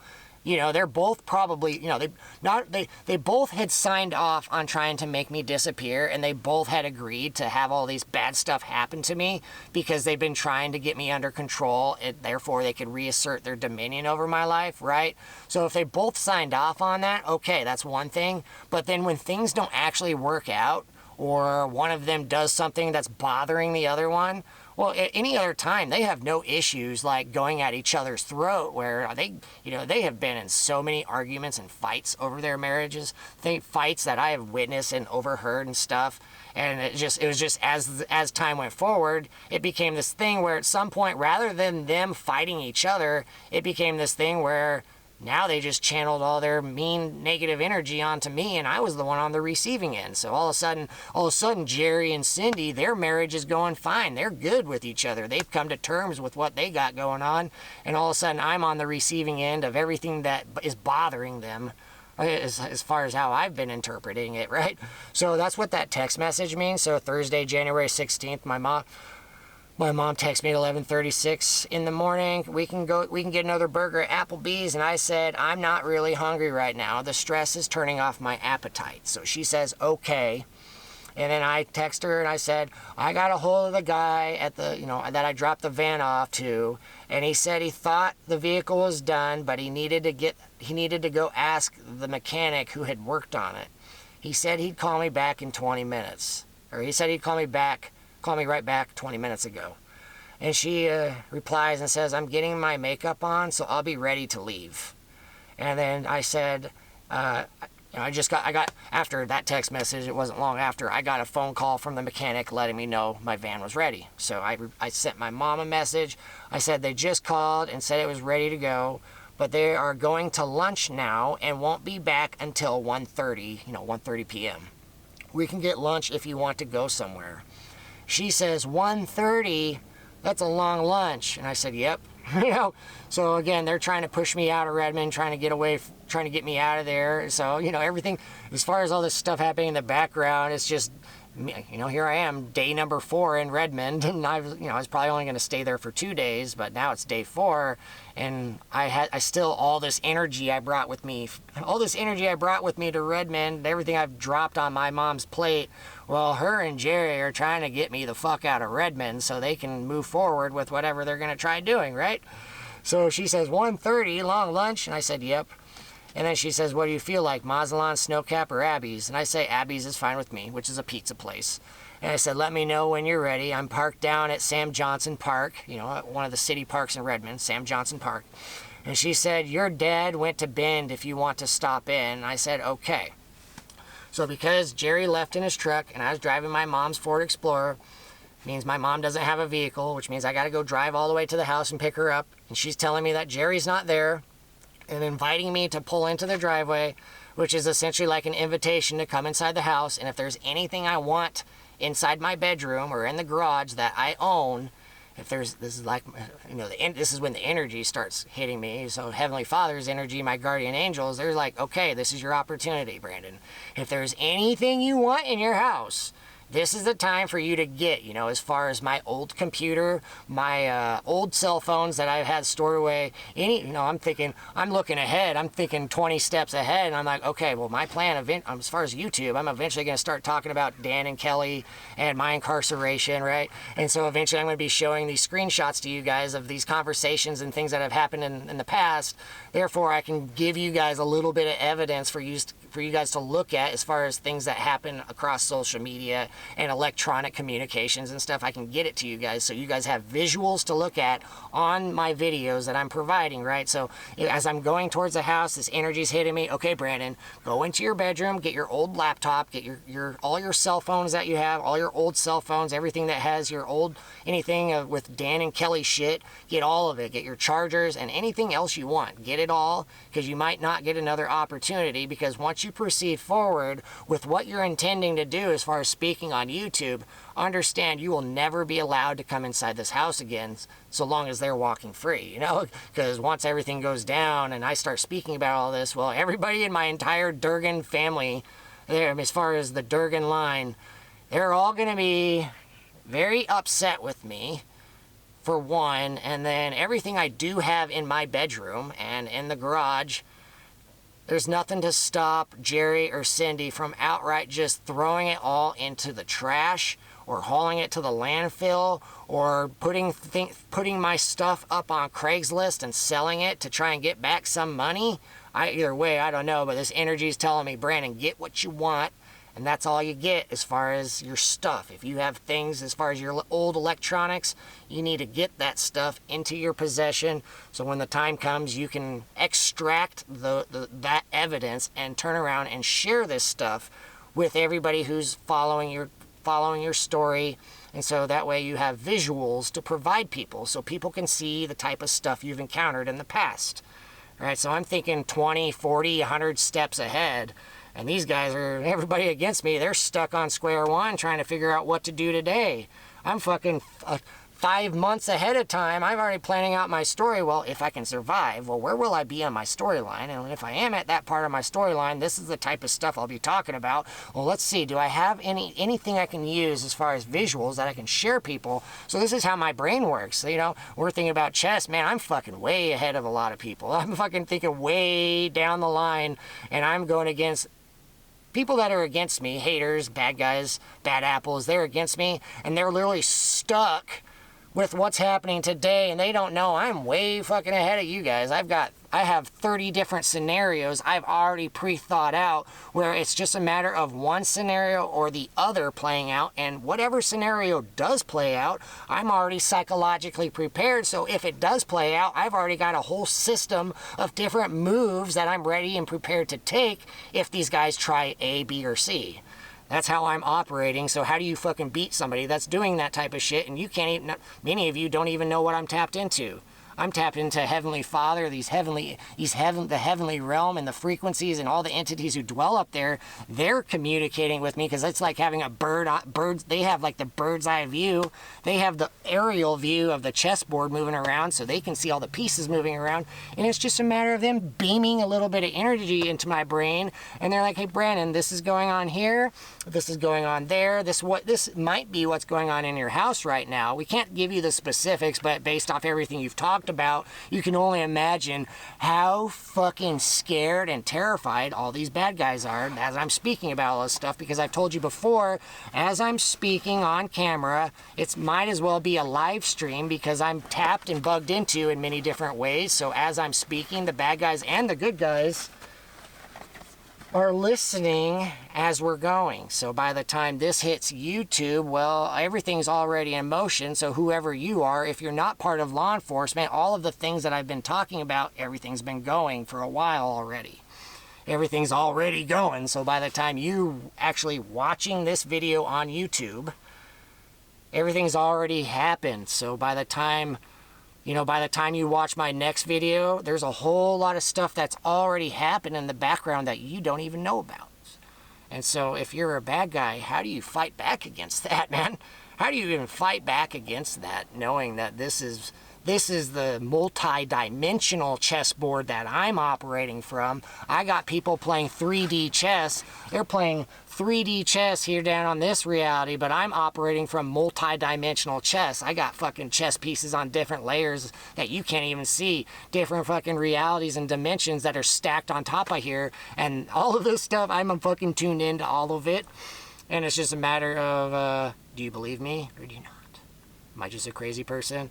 Or do you actually think I've actually tapped into all this stuff, and I can literally, like, I get updated all the time. You know, all the time I'm just getting updated. And all I got to do is make my prayers, make my prayers, talk about, you know, whatever I got going on, whatever's going on in my mind as far as, you know, any questions I have or any uncertainties that I might have. All I got to do is think about it and pray on it. And then all I got to do is shut my mouth. Just shut up for a little bit, Brandon. Okay. And I just sit and listen. You know, just sit and listen for fucking 20, 30 minutes. Especially at nighttime when it gets dark and I don't have lights in my van. Sometimes I just sit and listen for an hour or two. And I just listen. Sometimes I'm listening to my own thoughts. Other times I'm getting hit by these high frequencies where it's my friends communicating with me. And then other times I'm getting hit with low energy where all of a sudden I'm having these, you know, I can have wicked, disgusting thoughts all of a sudden try entering my brain. All of a sudden I have a weird thought enter my brain. I'm like, where the fuck did that come from? And I was like, well, I'm right now I'm good at, I can discern the difference and I know what it is. But I'm just saying, if I put my guard down and I'm not keeping my mind in check, there are also demonic when we're talking about telepathy, and I've told you about the guardian angels, they have telepathy and they can communicate. Well, there's also the bad side. That's where you've seen you've seen that artistic depiction of like an angel and a demon on your shoulder, right? You've seen that picture as an analogy. Well, it's essentially where you can, if you can learn to listen, you can learn to listen to that angel speaking wisdom into your ear, trying to show you what's going on.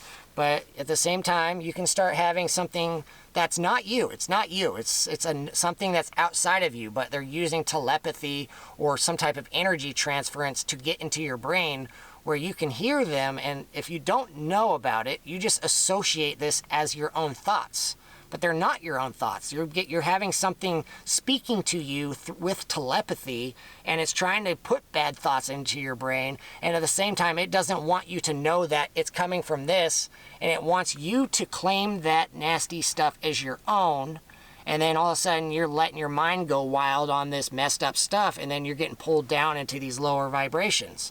But if you can tune into this stuff and you know that it's not from you, and you have the psychological willpower and capacity to say, no, shut up, go away. You just tell it, you be gone. As a joke, be gone, right? You just tell it to go away, if you need to pray to Heavenly Father or whatever, but you acknowledge this bad energy, that's, negative energy, the satanic energy, whatever it is, you can dismiss it. And the more you tune into this stuff and the more psychic, spiritual attacks that you encounter as far as this negative energy, the better you get at it, the more you can just shut it off. You can tell it no more, okay?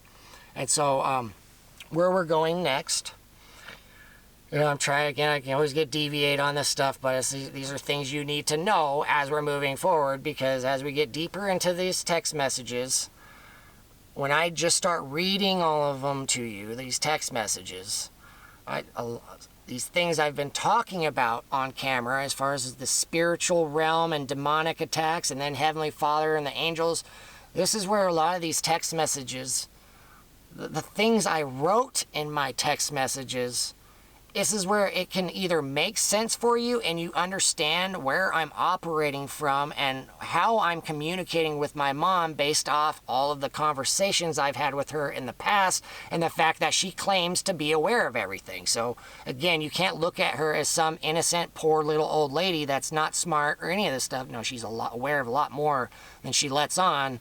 And if you put your guard down and treat her as if she's a victim, that's when you will become the victim, because between her and Jerry and everybody connected to them, they can do things or are aware of things that you might not be, and the next thing you know, you find yourself trapped.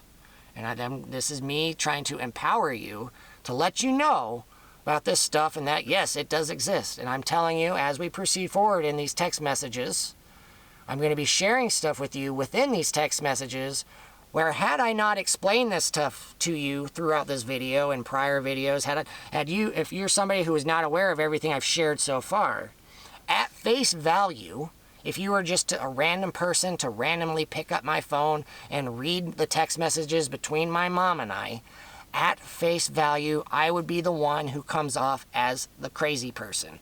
I would be the one who comes off as somebody that might be mentally off. But if you know about all these things I'm describing, but if you know about everything that I'm describing, I mean, if you're aware of all this stuff in the background, right? And then I'm start reading these text messages to you. You know what's going on. You know where I'm coming from. You know how I'm operating. You know I'm coming from, I'm just trying to get to the bottom of something. I'm looking for the answers to specific questions. I'm trying to figure out if my mom is in dire need of help to get her away from a very dangerous situation that she finds herself in, or is she outright evil as fuck between her and Jerry, and they're in cahoots together, and they're between the two of them and the rest of my entire family lineage, as far as my sister and her husband and their children, and then my uncle and my aunt and uncles and my cousins. How big is this disgusting family web and who all is involved, right? That's what I'm looking for, the answers. Okay, so if you don't know where I'm operating from and you don't know what I'm looking for, well then based off our text messages, it's not going to make sense, and you're just going to, at face value, my text messages can always make me appear to be the one who's kind of off the hinge, and I'm not. I'm just looking for something, and I'm playing a very strategic game. It's just a matter of what you are aware of, right? So here we go. Oh yeah, so I'm gonna repeat a few of those text messages. Those before I got my right before I got my vehicle back, like my mom and I, we went to Abby's and got pizza. Right, we went to Abby's and got pizza, and then before we went and got pizza, like I stopped at their house. My mom told me I could stop at their house and grab what I wanted. So when I went to go pick up my mom, yeah, Jerry was gone, and so the garage door's open. And my mom has, doors open. I can come on in. So I go straight into the house. I don't even look around. I touch nothing. I touch nothing other than going into my room. That's the only stuff I touch. I touch grab the stuff I want. And then I leave my room, get it all packed, and then grab maybe a few things out of the garage, and then look around, just kind of look around as far as the back patio area, just to see any changes. Because I made a big fountain. There's a fish pond in the back of their back patio with a waterfall, and I built all of it. I'm not going there right now, but I just, I looked around a little bit just to see the state of things that I had built earlier. But after getting my stuff, I essentially just went and got back in the car and just waited on my mom to get ready. So the only thing I'm really worth mentioning as far as the remainder of that little interaction before we went and got pizza. Like my mom said she went to Bend, or my mom said that Jerry went to Bend, right? The city of Bend. She told me that he literally went to Bend to go get his handgun permit renewed. His concealed carrier handgun permit. Apparently it needed to be renewed, and out of all days, the fact that that I'm back in Redmond and all this stuff. What a coincidence that Jerry is literally going to Bend to get his fucking concealed handgun permit renewed, while my mom and I are gonna go get dinner or go get lunch, right? It was just her saying that. She could have told me anything. She could have just said that he went to Bend or just went to the store or anything, but she specifically told me that he went to Bend to get his handgun permit renewed, or concealed carrier's permit, whichever of the two. So that was making me scratch my head. Well, that's weird. Why would you tell me that? And then at the same time, what's Jerry afraid of? Why is he afraid of me? I can't carry a gun, right? I can't carry a gun. I'm not allowed to. I'm a felon, right? I'm a convicted felon. I can't have a gun. So yeah, the fuck, what a chicken. Jerry's a big chicken shit. He's scared of me. Like, dude, I don't even got a gun, man. I'm just out on my own. I just got my van. I just got my van and my dog, man, and a camera. I have my memories, and I have my camera and my ability to speak. But other than that, I don't even have anybody to talk to, right? So they're just trying to, again, between my mom and dad. I mean, obviously my dad's not talking to me, but he's busy in the background, right? But my mom, just pushing my buttons, just trying to push my buttons, trying to trigger me in different ways, trying to put shit in my head, any combination of it, right? So I'm aware of all of it. So again, don't you guys worry. I'm aware of all this stuff as it's happening. Not a big deal. So that afternoon, hold on. Yeah, so my mom and I, we went and got food, right? Yeah, we went and got lunch. We went and got lunch at Abby's. Awkward lunch with mom, just talk about random stuff. And then at some point, my vehicle was ready to go. The mechanic, I told you they went to lunch, and we're going to be at lunch until 1:30. So after 1:30 passed, my mom and I, we drove over to the auto shop and picked up my van, and she paid the bill of like $460 or something around there. So after that, now that I had my van, well, I got all of my property unloaded from the Ford Explorer, and I got it all put back in my van. And from that point forward, my mom, tell her goodbye. Again, she's going to send me out into the wilderness again, send me to go out into the street, go live on the street again in my van after everything I shared with her. She's just going to send me out to do it, even though I asked her to help me. I was begging my mom about her husband, Jerry, trying to have me murdered. I tell her all this.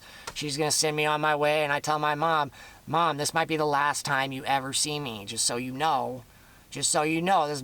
Our time spent together over these past 3 or 4 days or whatever, this might be the last you ever get to see me, just so you know. And if you do see me again, circumstances are going to be much different than they are now. Potentially, right?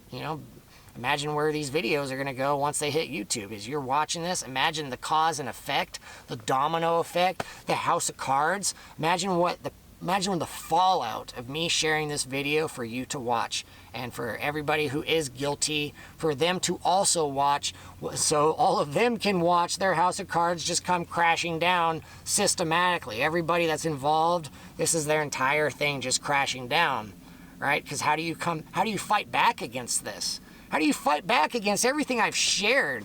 Everybody that has accused me of being the crazy person or whatever, and they've told all of you guys never to listen to me, but somehow you guys stopped listening to them, and now you're here, and after giving me this time to speak in front of the camera where you become receptive, you just become receptive and put yourself in a neutral point of view, a neutral state of mind, as I've asked you to, where you put aside anything you think you know and allow me to paint the picture for you. And by the time I'm done speaking, you can take what I just gave you and you can compare the notes that you've had in the past, and you can find the most accurate answer possible just by giving me a little bit of your time. If it's a few hours of your time, so be it. Big deal. If it ends up being a large chunk of your time, as far as 70, 80 hours collectively, or longer, 100 hours, at the end of it, perhaps you'll say it was worth it. For you as a viewer, by the time this is all said and done, perhaps by the end of it, you'll tell me, thank you, Brandon, for doing this, right? Thank you, right? This is just for you guys. I could have given up. I could have gone home. I could have already been in heaven right now.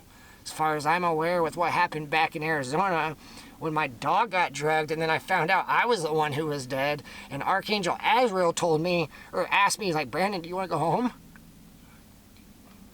Right? I could have gone home last month, or back in December, December 27th. I could have been, as of December 27th, 2024, I could have gone home. I could have been done with this. So with that said, look at everything I've shared on my channel since then. Look at all the information I've dropped on my channel since then. And if I've woken you up or given you the information you've needed to accomplish these goals I've laid out, as far as having these bad guys taken into custody and getting these shitbirds removed from the chessboard so all the innocent and good people out there can go live their lives in peace, you know, I could have left. I could have gone home to heaven, but I decided to come back and keep fighting. And here I am today, what is it, February 11th, and I'm articulating all this, letting you guys know, yeah, I could have gone. I could have left, and so everything that you have learned in these past like month and a half, you would not have had access to it. You would not have received any of this. And so whatever you thought you knew, whatever answers you thought you had figured out, whatever perception of this reality that you perceived this to be, you might not had the answers, and you thought you did. But you might have been in a trap and you didn't realize you were. You might have been following a wolves in sheep's clothing or a snake, and you thought it was a friend or somebody that you really cared for, or somebody that you could trust wholeheartedly. But within this last month and a half time frame or whatever, there's a bunch of fakers out there that got uprooted.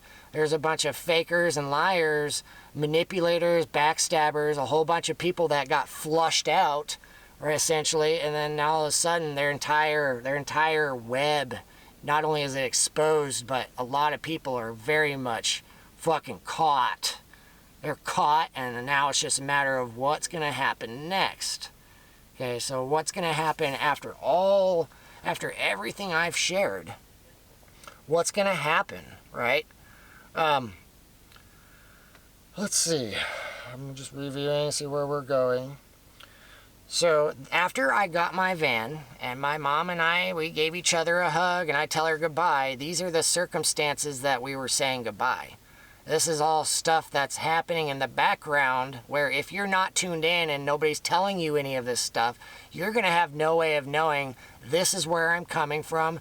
This is a psychological state in which I'm operating. These are the people that I'm crossing paths with. These are the conversations that are taking place. These are the words that have been said. These are the experiences that have happened in the past. These are the memories I still remember. And this is all the connections that I've assembled along the way to paint this for you, because this is all in my brain and I don't even have to say a word. I could be up in heaven right now and you guys are down here on the ground completely in the dark, that all of this fucked up stuff is happening all around you and you don't even know it because nobody's ever told you, because it's all been, you've always, for whatever reason, nobody's ever articulated this information in a way that you can even understand. And even if it did exist, you would not have access to it. And if you did have access to it, the people giving it to you would probably they'd give it to you, but it would be loaded with lies and manipulation and twists and stuff. So you wouldn't actually be getting the truth. You'd be getting something that would essentially warp your perception of reality, where at the end of the road, you're not actually being allowed to identify the source of the problem. You're just being given a whole mishmash of information and being told to figure it out if you can. That makes sense, right? I hope so. I mean, that's a lot for you to keep up with, because again, I'm still running at full RPMs right now without really hardly taking a break, and my fucking vocal cords are really straining right now. I mean, I don't even know how long I've been going. I've been going for a while, but I'm just saying, so when my van was fixed and my mom and I parted ways, right when I got my van, as far as I know, they got my blower motor fixed and that was good. But at the same time, this intuition was telling me, reminding me about my van might have just gotten a full-on maintenance job. They might have done a whole lot of stuff just to full-on get my, because I had just driven 9,000 miles over six months. Who's to say? My friends, they just, at face value, they told me that my blower motor was fixed, but who's to say they didn't just fix a whole bunch of other stuff just to get my van all tuned up, ready to go for this next leg of my journey, and that's what may have taken it a little bit longer than I thought. But I'm saying it before, about I mentioned Bill, and I've vaguely mentioned Rabbit. I'm going to talk about Rabbit a lot more later down the road, but right now, as far as what you have received so far, I've talked about this guy named Bill, and he mentioned the cameras and the microphones, and he mentioned the airplanes and the helicopters and all this stuff, and I became aware of kill switches, what kill switches were, and how they can put, whatever vehicle you have, if you're a good mechanic and you know what you're doing, well, you can create all types of different kill switches or different types of little modifications within the vehicle that can make your vehicle do stuff that just appears random or just a coincidence or whatever. For example, they can have a kill switch to shut off my van, as far as the vehicle just turning off and not firing up, and then they can flip the switch and all of a sudden the vehicle will be able to be allowed to fire back up again. It's just like some type of break between the electrical wire, and they can just create a break where all of a sudden there's no input or output. And then they have things where they could make it look like you have an oil leak. All of a sudden you're getting an oil leak. They can push a button, all of a sudden your van spits out a little oil on the ground and it makes it look like you have an oil leak. Okay, well, and then at the same time they can flip it and all of a sudden you're no longer leaking oil, right? So as I've had my van over these almost 8 months, going on 7.5, we're about 7.5 months now, right? Since I've had my van and this entire time span, I haven't had any issues with it. But where I'm going with this is, out of the entire duration I've had it, there has been a few instances where there's literally one specific spot on the undercarriage of my van, and it's only happened a few times where, after I've driven around a little bit, where I'm posting videos and I'm doing stuff online and I'm sharing stuff that's having impact. And I'm aware of the good guys and the bad guys and stuff happening around me. And sometimes my friends communicate with me to let me know that, don't be afraid, Brandon, we're on your side. Well, I'm saying there's been times where my van would just start springing an oil leak, and all of a sudden I'm getting stressed out thinking that I got to go get a vehicle repair. And then all of a sudden this energy is telling me to make a prayer. So I pray for my vehicle to be fixed and continue going without issues, and all of a sudden that leak stops and I no longer have a leak, right? And this has happened a few different times. It happened to me for the first time when I was in Wyoming. It happened to me when I was in Arizona, and then it started doing it to me again when I was in Redmond. where it just started, like, it was like it's pissing oil. It was just for a moment. It just pisses oil for just a short span, and then I make a prayer asking for it to stop, and then eventually literally the van it just stops, and then I don't ever see a leak again after that. Weird, but where I'm going with this is, so after my vehicle got fixed, just this past January, my mom and I are about to part ways. Well, right around that time, when I got my van back and my blower motor's working, so I have heat. Well, all of a sudden I'm noticing I don't think it was oil, but it smelled like gas. It smelled like I had a leaky gas line or something. So there's like gas or oil. It smelled like gas, but it was just dripping out from under the undercarriage of my van. And because I was aware of this stuff happening in the past, I'm aware that it might just be some type of vehicle modification, and it's my friends just kind of fucking with me, and also at the same time, testing my faith, just seeing if I'll make my prayer, and if I, maintain my faith, make my prayer, they just flip the switch and I'm good to go. But either way, where I'm going with this is, when I got my van back from the mechanic and got my heater working, well, after I got away from the mechanic and got all my stuff packed in the thing, well, once I fired up my vehicle, well, I noticed that there was a leak. And then, my mom's right next to me, and she notices it. She can smell it, because we're just getting my stuff moved from the Explorer into my van. And because, she can smell it, and she's starting to get, like, is that gas? And I'm like, yeah, don't worry about it. My van does that, Sometimes it'll just start leaking. Don't worry about it. It'll stop. I tell her that, and she's just, kind of makes her scratch her head like, are you sure you don't want to go get all that fixed? She's telling me she'll pay for it. Like, if you got an oil leak or whatever, gas leak, you need to get that fixed. And I'm like, it's okay, Mom. It's not a biggie. It'll fix itself. I don't know how, but it'll fix itself, So it's, for me, it's kind of like this inside joke on the background, because these are experiences that have happened and I've already learned what's going on. And so I'm telling you all of this because my next text message is about the leak, and so that was just a little side story, just a little side story for you guys. I got a minute 50 on that. So it says, so Thursday at 3:11 p.m., January 16th, right after I got my vehicle, and my mom and I parted ways, and I said, it looks like the fuel isn't dripping out anymore, and I don't see any oil spots either. There was a line at Valvoline, which is a place where you go to get your oil changed. I said, there's a line at Valvoline of cars waiting to get their oil changed, and I didn't feel like waiting, so I went and got dog food and some groceries instead. Just checked my oil levels, and it's still full from when I added a quart back in Eastern Oregon. I pretty much have everything I need, so I'm taking off from Redmond now. Thank you again, Mom. It really means a lot. Heart, love you. Thanks for everything. So, at 3:11 p.m., after getting my van back, that was the time I decided that I was no longer going to stay in Redmond, and I was going to continue towards the Oregon coast. That way I can get out of Central Oregon, because it was, at that time, during January 16th and the next few days, it was supposed to get down into the low 20s, high teens, as far as how cold it got at nighttime. And I didn't want to be in my van at nighttime in Central Oregon with those type of temperatures, and so I had established to my mom that I was going to go to the Oregon coast. That way I could be somewhere where it's not going to be freezing at nighttime. Yeah, it might get cold along the Oregon coast, but it's not going to be freezing at nighttime, or it might, it'll be more or less above freezing. So that is my overall purpose of going to the coast. And so that was, she knows this, I tell her this. And so that was the text message I sent her as far as me departing and leaving from Redmond. Okay. I took like a half-hour break. Needed some water. That was a lot of words in 2 hours. So far we're at like the 2 hours and 6 minutes around there. With a lot of words. I had to kind of get a drink and kind of let my vocal cords chill out a little bit. My throat's starting to get sore.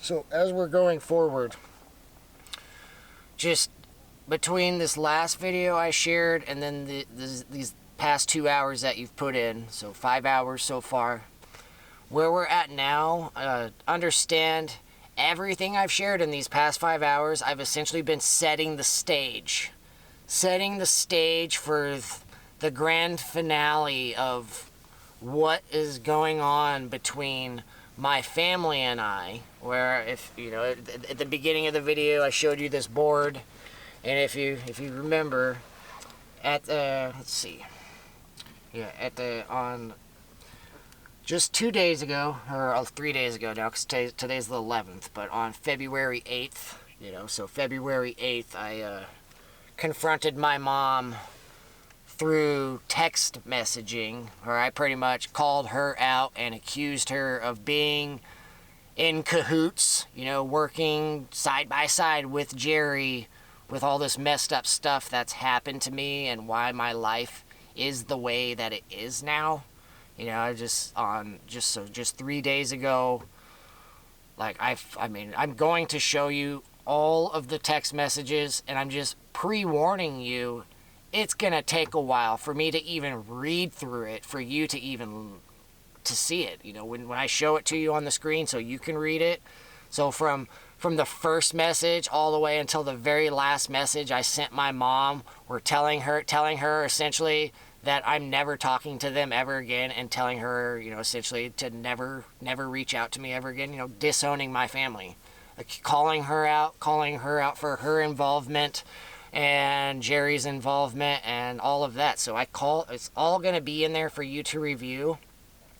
And what I'm saying is these past 5 hours that I've done so far, that you've listened to, it's essentially been setting the stage for once I do start showing you these text messages, everything's going to start coming together and making sense, where rather than, you know, yeah, I can tell you all this stuff, but is it actually real? Is it actually happening?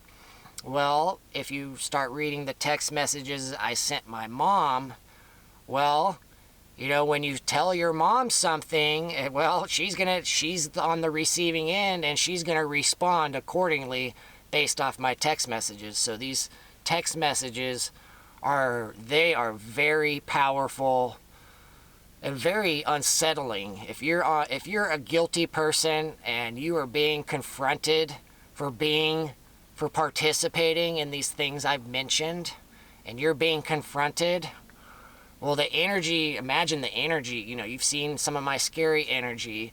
Imagine being my mom and being on the receiving end of that scary energy, where I'm literally confronting you, and just like I can't even put words to it. You're just going to find out when we get there on that portion of the story.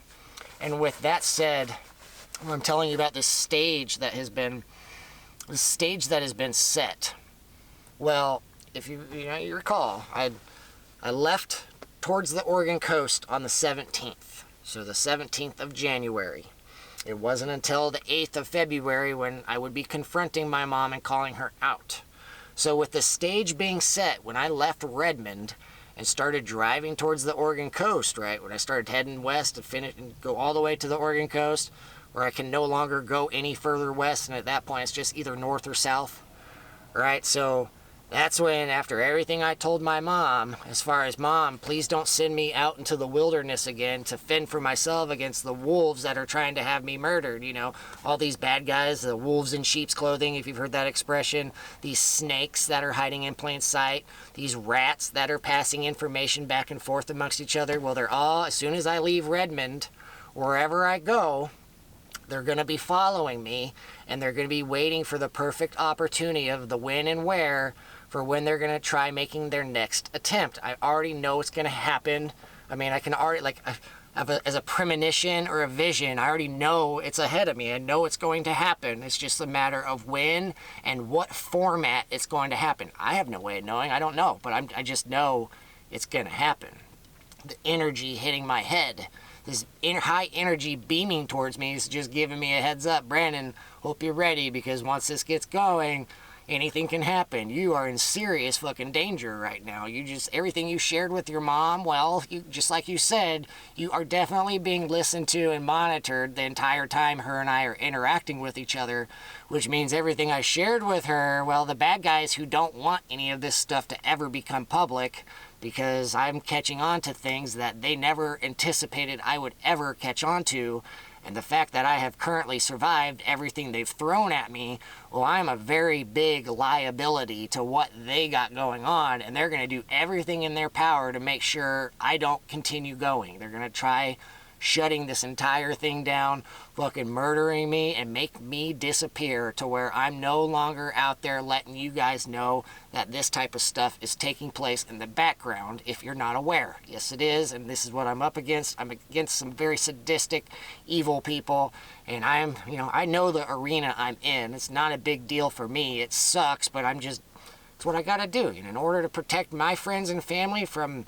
the shit that I'm receiving, in order to protect my friends and family, even people I don't even know, but they're on my side, they're on Heavenly Father's side, in order for me to protect all of you and to protect the heavenly realms from ever allowing these guys up there to compromise what they have going on, I have to stand in this arena and fight against all of them.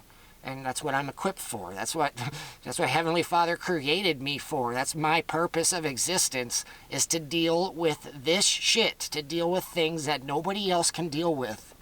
That way, we can keep everybody safe. That way, if I'm willing to endure all this stuff, all these bad guys are going to focus on me. They're going to give me the worst that they can give. But behind it all, as long as I remain standing, everybody who is a friend, family member, supporter, you're on our side. I'm doing it for you guys, so that these guys cannot get to you nor your loved ones. You have your own family, you have a wife or a husband, you have your own children, or you just have a girlfriend or a boyfriend, or maybe you just have some dogs or a cat. Whatever you got that you preserve, that you value, that you cherish, something that gives you purpose and something that gives you meaning in life, something that gives you a reason to wake up every morning and keep going. You have all these things that you value. This is what I'm fighting for. I'm fighting to protect all of you and your guys' right to exist without these type of sick people stealing your life from you and stealing your children from you and literally taking you into hell, and you don't even know why any of this is even happening. You don't even get it. You're not being given any of this information, and they're giving you lies, so therefore you are hypnotized. You have this you're trapped under illusions and just nothing but deception, and a lot of people, they're trapped in this and they don't even know it's happening because they've never even been told. They've never been exposed to the stuff that I've been exposed to, which is why I'm here. Which is why I'm here doing what I'm doing. Because there's a lot of people who are stuck in a very bad spot and they have no way of breaking free because they don't know. They have no way of knowing. This is me coming down here to save you guys from this stuff, to break you all free from this stuff. So it's a matter of you seeing me and recognize me, or you don't. If you don't, if you can't, you're watching my videos and you still can't see me, well, I don't know what to tell you, but there are a lot of people who do, which is why I'm still going, which is how I'm still going, right? So what I'm saying is, the stage was set.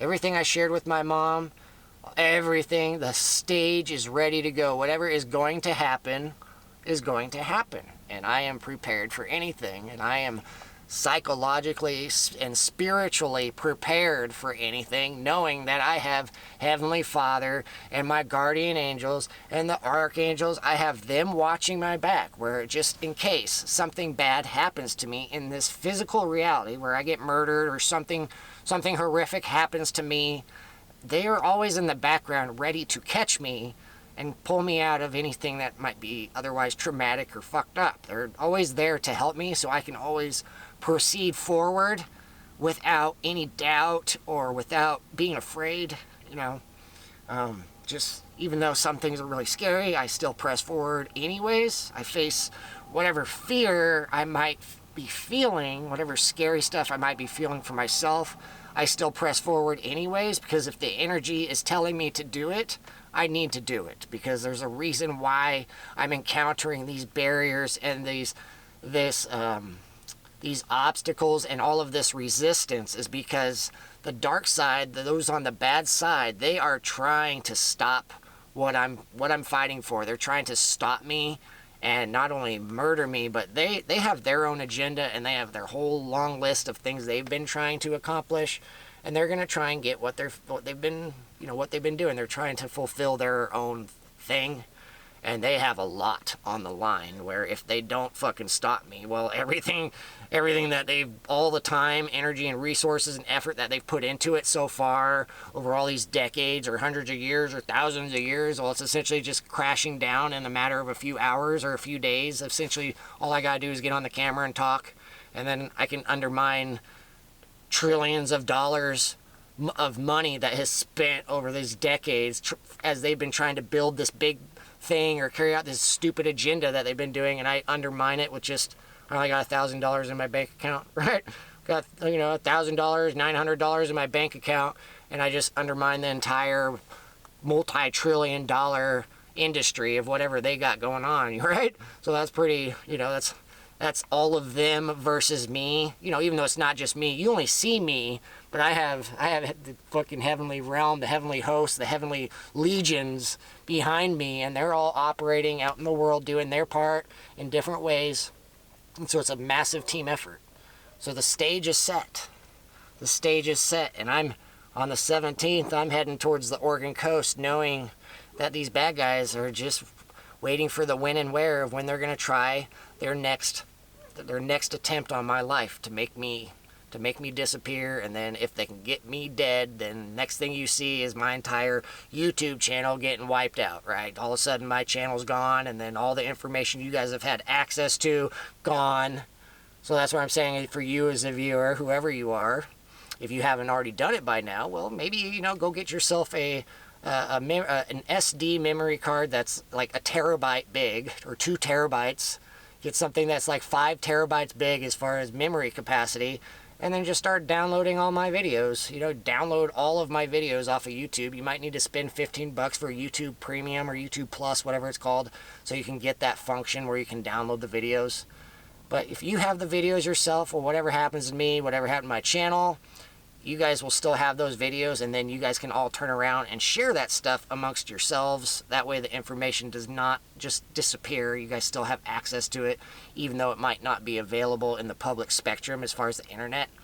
But as long as I'm still alive, as far as I'm aware, it's all, my account's protected just like I'm protected, which is how, everything's still functioning as it is. But there's always the worst case scenario, so I'm just giving you guys that warning for an alternate scenario where something happened. Just, if you have the ability, go get yourself a couple memory cards with about 2 to 5 terabytes worth of information, because that's how much you're probably going to need to download all the videos that I've created combined. I mean, as far as memory space.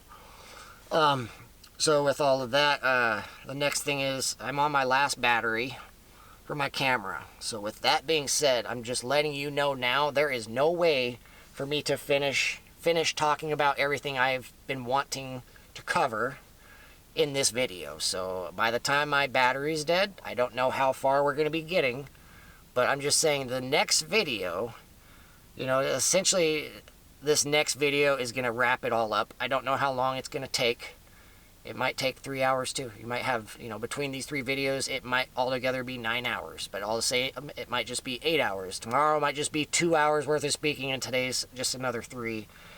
But just getting you psychologically prepared as far as, if you're looking at how much time's left on this video and you don't know how I'm going to be able to share the rest of this, I'm not going to be able to. So we're just going to, I'm going to keep talking with however much time left I have on the camera, but at some point everything's just going to stop, and then we're going to have to continue tomorrow. Okay, so just be prepared. We're not going to finish it all right now, but we are going to press forward.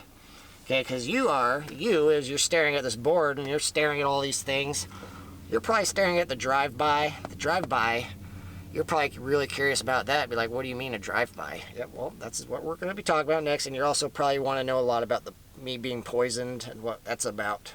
But we're just going to cover probably this. We're going to cover the drive-by for the remainder of this video, whatever battery power I got left. When I'm done finishing talking about the drive-by, it's probably going to be the end of the video. And then tomorrow, we'll proceed forward with the rest of this. I'll try not to wipe the board down or anything, so tomorrow I'll just have this up here again. Okay? So I can put this down now. Okay, essentially, you know, where we're at the January 17th, and then the drive-by took place 2 days later. Or wait, no, sorry, that's not correct. What was I doing on the 19th? It doesn't matter right now.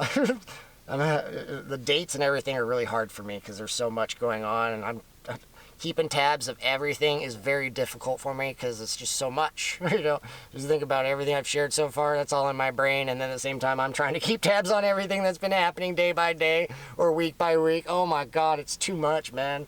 But right now we're at the 17th, so I'm gonna put the board down. It's okay, guys. I'm doing my best. So the 17th is when the 16th is when I left Redmond. So I left Redmond on Thursday, January 16th at around 3:15 in the afternoon. And from that point, I told my mom I was going to go to Subtle Lake. So if you look on Google Maps and you look at Redmond, Oregon, and you go type in Subtle Lake, well, there's a really nice lake. It's about 45-minute drive away from Redmond. You go through the City of Sisters and you start heading towards Black Butte as if you're going to go across the Santa Ana Pass. Well, there's a lake called Subtle Lake. It's a really pretty place. I enjoy taking Malaki there. He loves the area. And I told my mom, you know, because I told my mom I was going to be going to the coast, I told her I was just going to stay the night at Subtle Lake that night, and then I would drive over the Santa Ana Pass the following morning. And that, you know, I was going to take Malaki for a walk around the lake. So that's what I told my mom I was going to do. So, and because it was 3:11 in the afternoon, well, it's going to be dark by 5. So, I mean, if I was going to drive to the coast, that means spending 2 or 3 hours driving in the dark. And so I told my mom, I'm just going to drive to Subtle Lake. It's good, you know, I'll probably have about an hour of daylight left, and then, you know, walk Malaki and then go to sleep, and then I'll, you know, finish getting there. That's what I told her. Okay, so when I left Redmond at 3:15, you know, I just start driving west. So from Redmond, driving west, I start heading towards the City of Sisters, right? And so while I'm driving towards the City of Sisters, I was also looking at like the weather forecast, checking like what the temperatures are going to be. And like that night, it was supposed to get well below freezing. There was like a cold snap coming through the area. So even in, like, usually in the valley, the Oregon, you know, the Willamette Valley and along the coastline, usually, you know, it usually stays above freezing, but usually sometimes when there's a cold snap, even the valley and the coast will start freezing. So if it rains or it has rained, well, there's a good chance all of the roads are going to be glazed over with black ice or snow, a combination of snow / black ice. And so as I'm driving, you know, the roads were nice and clear that day. You know, that for those previous 3 or 4 days, it had been nice weather, nice sunny weather, relatively warm. And so taking those variables into consideration, while knowing that night there's gonna be a cold snap, and as far as the Willamette Valley and the coastline, which, you know, there's a lot of humidity, and, you know, there's a chance where it could rain and stuff. So it could freeze that night, and the roads could actually become dangerous because I don't believe my vehicle has 4-wheel drive, and, you know, I'm not really equipped for that type of driving right now. Not something I really want to do because it's not that I'm afraid of driving in the snow. It's just this van, I don't really know how well it will do in the snow, and I don't want to risk that stuff. So where I'm going with this is, so when I leave Redmond and I'm driving towards Sisters, and I had told my mom I'm going to stop at Subtle Lake. Well, before I even made it to Sisters, again, I always make my prayer before I do a big drive, just ask for protection, make sure I get where I'm trying to go. But at the same time, after making my prayer, and I'm just driving, and I'm just sitting there quietly listening, you know, listening to the energy. Well, the energy starts hitting me, and all of a sudden I'm being told, like, Brandon, you know, I'm being like you know, my friends are communicating with me. They're just all of a sudden they're hitting me with their perspective on the matter. They're like, Brandon, you know what? It would probably be much safer for you. You know, yes, it's going to be a long drive, but if you can do it, you know, if you need to go to the store and get yourself a Red Bull, if you need to drink a Red Bull this evening to give yourself that, you know, so I don't get drowsy or anything, just give myself the little, pep me up a little bit, you know, boost my energy level a little bit. But this energy is saying, like, if you need to get a Red Bull, totally fine. But we're saying, if you can do it, you should drive all the way from Redmond all the way to Florence, Oregon, which is on the Oregon coast. Like, rather than stopping at Subtle Lake and spending the night on the wrong side of the Cascade Mountains, you know, rather than trying to drive across the Santiam Pass the following morning after this cold snap has already started coming into the area, you know, rather than risking driving over any type of black ice and risking getting in a wreck at any point in time the following morning, you know, as I'm driving over the Santiam and then going towards Eugene and then going over the coastal mountain range, you know, rather than dealing with any black ice along the way, just drive there tonight, man. Just put in, you know, just be very safe. Get the, you know, go at a safe speed. Don't push yourself. Get there when you get there. But otherwise, if you can just stay awake and endure 4.5 hours of driving, you know, it's no big deal. You just made all your way from Arizona. 4.5 hours is not that far. But it's just energy's telling me if you can do it, you know, the roads are clear. You will make it. Your vehicle's good to go. Nothing for you to worry about is your vehicle and then the roads being safe. As long as you're paying attention, you know, as far as other traffic, keep yourself on the road, stop where you want to stop to let Malaki go pee and do his business. Just do it if you want to, and that's what I did, you know. After getting this update and just kind of thinking on it for a minute, and then, you know, evaluating this coming cold snap, where these, you know, really cold temperatures are going to be going all the way across Oregon, I was like, that's actually a pretty good idea. And I'm just thinking, like, yeah, I would actually rather, you know, I actually feel pretty good right now. I would actually rather just drive until I get to Florence, as opposed to waking up in the morning and having to, you know, be on edge, be stressed out all morning as I'm driving across the Santiam, not knowing how slick the roads are. And then getting into Eugene and dealing with rush hour traffic and then, you know, all of that. Rather just avoid all of that. You know, now that it's getting close to evening, by the time you do get to Eugene, you know, everybody's going to be home. You know, everybody's already going to be home. There's not going to be any rush hour. You just get in and drive right through Eugene without any traffic. You just nice and casual. And that's how the drive was. I ended up giving that the green light. Like, that's a good idea. You know, whoever it was that shot that energy in my brain or whatever, you know, guardian angels or whatever, you know, I have no idea who it is or what it is. It's just energy hitting my brain.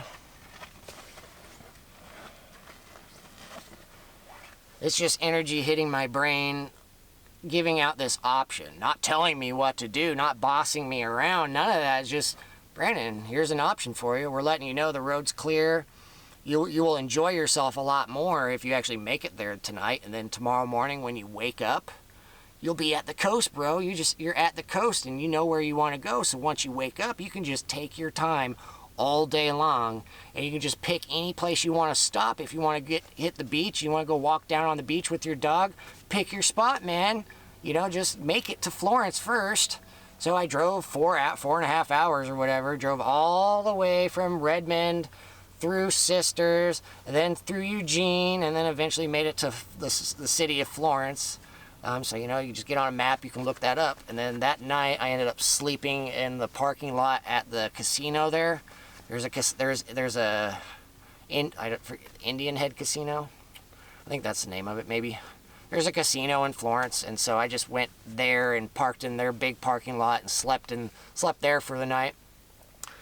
So I sent my mom a text message. So Thursday, January 16th at 8:02 p.m., I sent my mom a text message and said, decided not to stop at Subtle Lake and drove all the way to Florence instead. Just stopped for the night. Okay? And then she replied back at on Thursday, or same day. She replied back about an hour later at 9:13, and she said, thanks for letting me know. Okay, just reading the next messages to figure out. Okay, so we're gonna not cover any more text messages for now, because we're gonna be talking about what happened next, right? There's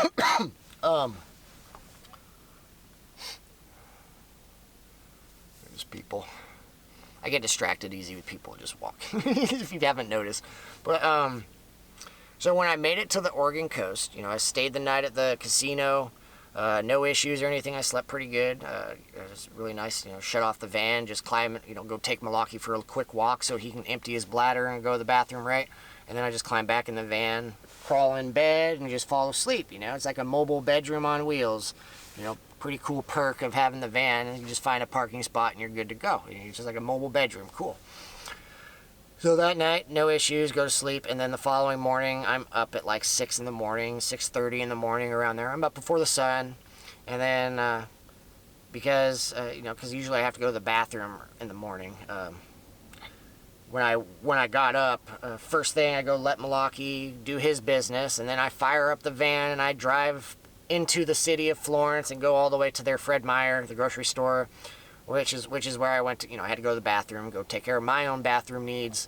And I think I get a few snacks, get a drink and some snacks, any food or any groceries. I can't remember what I bought. Doesn't matter. But I went to Fred Meyer, got some stuff, and then after that, I ended up taking Milwaukee for a run across the sand dunes that are behind the Fred Meyer in Florence, like right behind the building itself of Fred Meyer.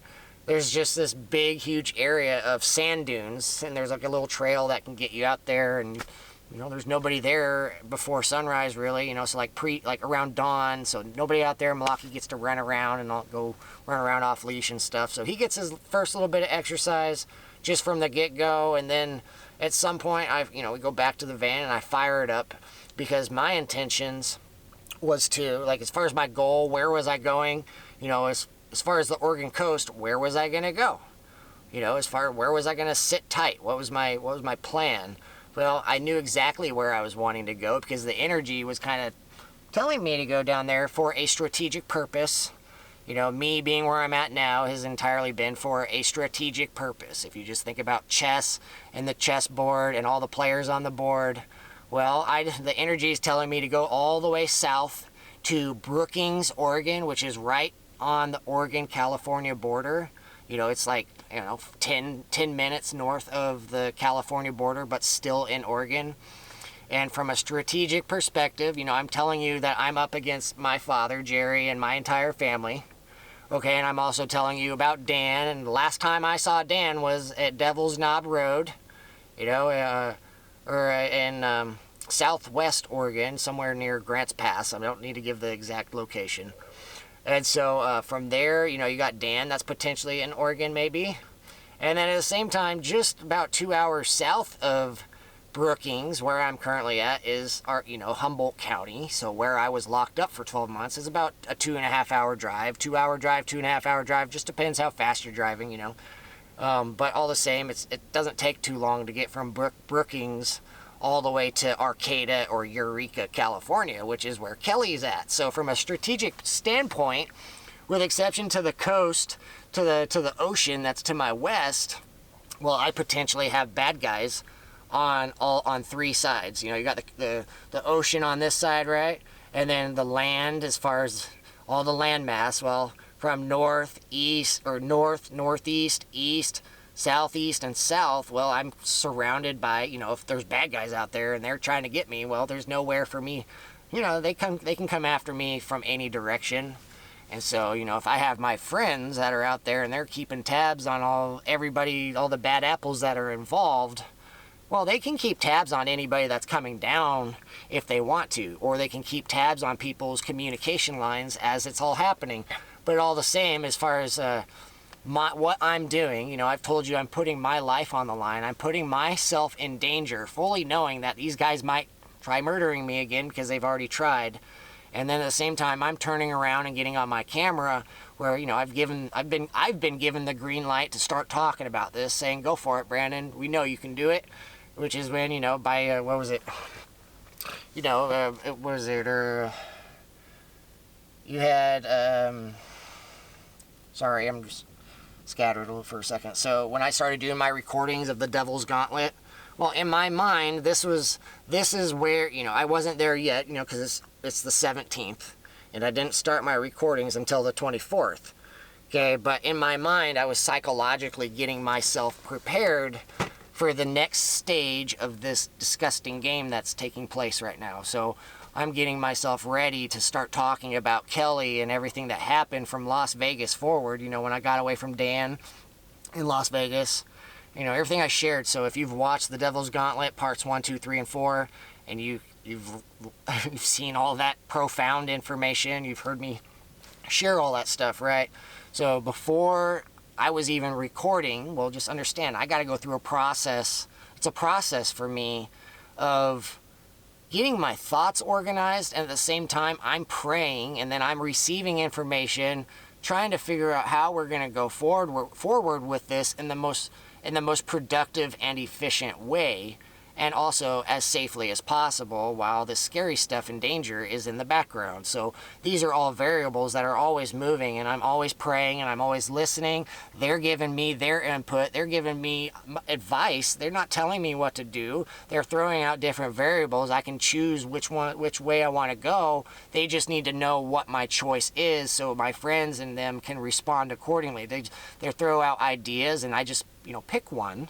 Just let us know what you're going to do and communicate with us what you're doing ahead of time if you're able to. That way we can respond accordingly and keep you safe. You know, that's this whole thing about communicating with each other. So I'm praying, they're giving me information, and we're working together to figure out the best way to go about doing this, okay? So from a strategic standpoint, they're telling me to come down exactly to Brookings and position myself here for a while. You know, I don't know how long I'm going to be down here, but I've been told to stay put down here once I get here for a period of time. And essentially, if you're playing like, if it's an analogy, like I'm the bait, like, you know, me being me, and I'm pulling in everybody's attention on me, so including the bad guys. I'm pulling in all of the bad guys as far as the shot callers, the puppet masters, the ringleaders, the ones who are making the big decisions.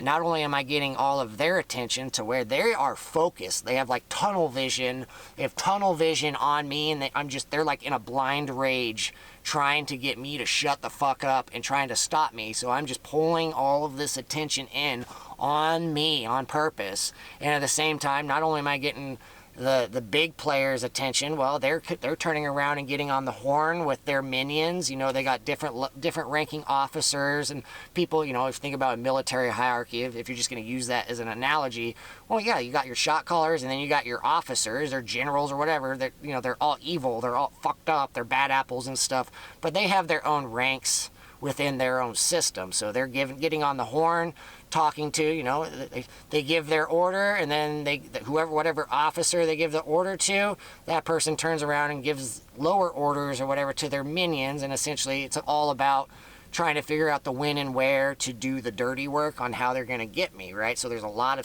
things moving, and while I'm speaking on camera, I'm aware of all this, and at the same time, I'm still just pulling them in, get all of their attention. Whatever they're trying to do, they got tunnel vision on me, and at the same time, they're communicating with each other, trying to figure out what they're going to do about me, right?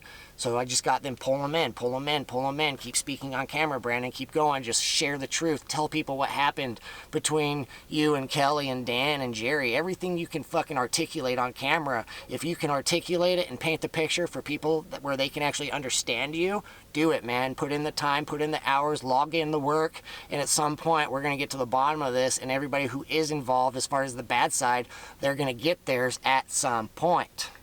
It's just a matter of being willing to put myself in this position, knowing about the danger and not being intimidated by it or afraid of it, just knowing it's okay. Have faith, man, because my angels and Heavenly Father, they're really good at their job. So just have faith in them, focus on my mission, and then if bad shit comes my way, they're either going to outright intercept it and stop it, but at the same time, we've already come up with agreements where if they are going to carry out certain things, there are certain times when I have given the green light. If my friends can see, if the bad guys are trying to murder me, and my friends have determined that if I would be okay with it, fully knowing that Heavenly Father and the angels will revive me and bring me back alive, and they'll take away the trauma so I'm not fucked up from it. Where, I just might not remember everything. I might know something happened, but they won't let me touch the trauma or the pain they won't even let me experience any form of pain. Like Heavenly Father can literally do that, where I can literally get shot by somebody, and Heavenly Father will shield me from any type of pain. He'll put some type of illusion over my eyes, so I'm seeing something else that I'm not actually seeing. That way, that I don't even know that these bad things actually happen. I'm just going about my life like nothing even happened. And it's confusing the fuck out of people because, sometimes they try something and I just keep going like it didn't even happen, didn't even faze me. And people are like, what the hell? Somebody just shot him and he didn't even feel it, even though he's bleeding out, And so that's the thing that Heavenly Father can do. He can literally not only shield me from the pain where I don't even feel it, all of a sudden I might just start feeling uncomfortable or like something might have happened, but at the same time, he's put a shield over my eyes to where whatever it was that happened, I don't even see it. I'm somewhere else. I might be in a state of limbo. My spirit is suddenly in a state of limbo where you guys are looking at some fucking awful thing that might have just happened to me, but for me, I'm spiritually somewhere else in a state of limbo, somewhere that is identical to where I'm currently at, but I'm being shielded from it, so I don't know that it happened. And while this is happening, my friends and supporters got their cameras and their cameras, video recorders, everything. They're all positioned in the distance, and because I've given them the green light, and I've agreed to this stuff in the past where if they feel like if the bad guys are going to make an opportunity, they've got the shot callers identified, and they can later down the road when it comes down to it, when they decide to make their move and they start going after these people and giving them criminal charges and locking people up in prison, well, simply because I agreed to it and knowing that Heavenly Father had my back and knowing that I won't have any trauma after it and I probably won't remember much, yeah, go for it, man. If you see that these guys are going to try doing it and you need just as far as stacking evidence against them, and that way you can get everybody involved and get them charged and arrested, all right, well, let's let it happen.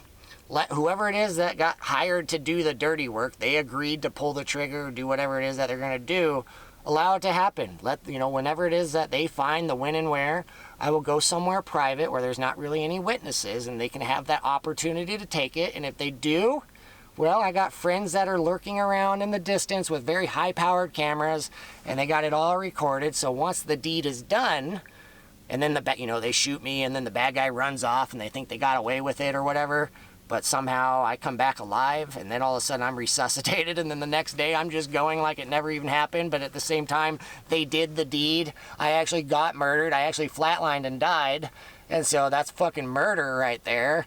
And then at the same time Heavenly Father's like, boop, there you go, Brandon, you're back in your body, you're healed and all this stuff. Right? And then at the same time, we just start turning around. Okay, this person was involved, that person was involved, that person was involved, this person was involved, this person, that one, that one, that one, that one, that one, that one. All of these persons were involved. Therefore, we can charge them with conspiracy for murder or just outright murder, attempt, whatever combination of criminal charges you want to have. But you can start charging everybody that's involved with fucking conspiracy for murder or anything. Therefore, if whoever it was that decided to pull the trigger, the person who came and did the dirty work, well, that's just their minion. That's just like a nobody that they would probably get murdered. The bad guys would probably go murder the person who did the dirty work just to get rid of the witness, So whatever they paid the person to come pull the trigger, well, they probably just, whenever that person thought they were, well, where's my money? I went and shot him. I'm waiting for my money now. Well, who's to say the bad guys just don't kill that person and go throw him in a ditch and then they just keep their money and then they get rid of the witness of the person who did it and then they get rid of the weapon and all that stuff. But that might not be how it's working out as they planned. And at the same time, my friends are keeping tabs on everybody involved, which means if, just by chance, say I do get murdered and all these things do transpire, well, what are the odds, especially because I just told my mom before I left for the coast that this might happen. And then if that happens, well, I was like, Mom, if this happens to me, well, this is your last opportunity where at some point this whole thing might come crashing down, and then rather than you walking free, you have a conspiracy for murder charge added to so it's like, Mom, like all of a sudden there's a bunch of people in my family that they've all been, they're involved with it, right? And all of a sudden, what happens if my mom gets charged with a conspiracy for murder? You know, just like Jerry. And so essentially what happens if my entire family ends up being taken into custody because they had all signed off and had agreed and were communicating with each other, making this all happen? Yeah, that's pretty scary and messed up, isn't it? You know, it's a pretty scary thing to even say and think about. Even allow that to enter your mind and think that's a possibility, but it is. That's what I'm dealing with right now, okay? And so I'm saying all these things did happen. You know, this, what I'm describing to you is not a hypothetical. No, they actually did it. And so I'm just, again, I'm setting the stage, just helping you so you know these things are moving. And then once I start talking about when it, you know, I'm going to tell you about the drive-by, and then it's a matter of if you believe me or you don't.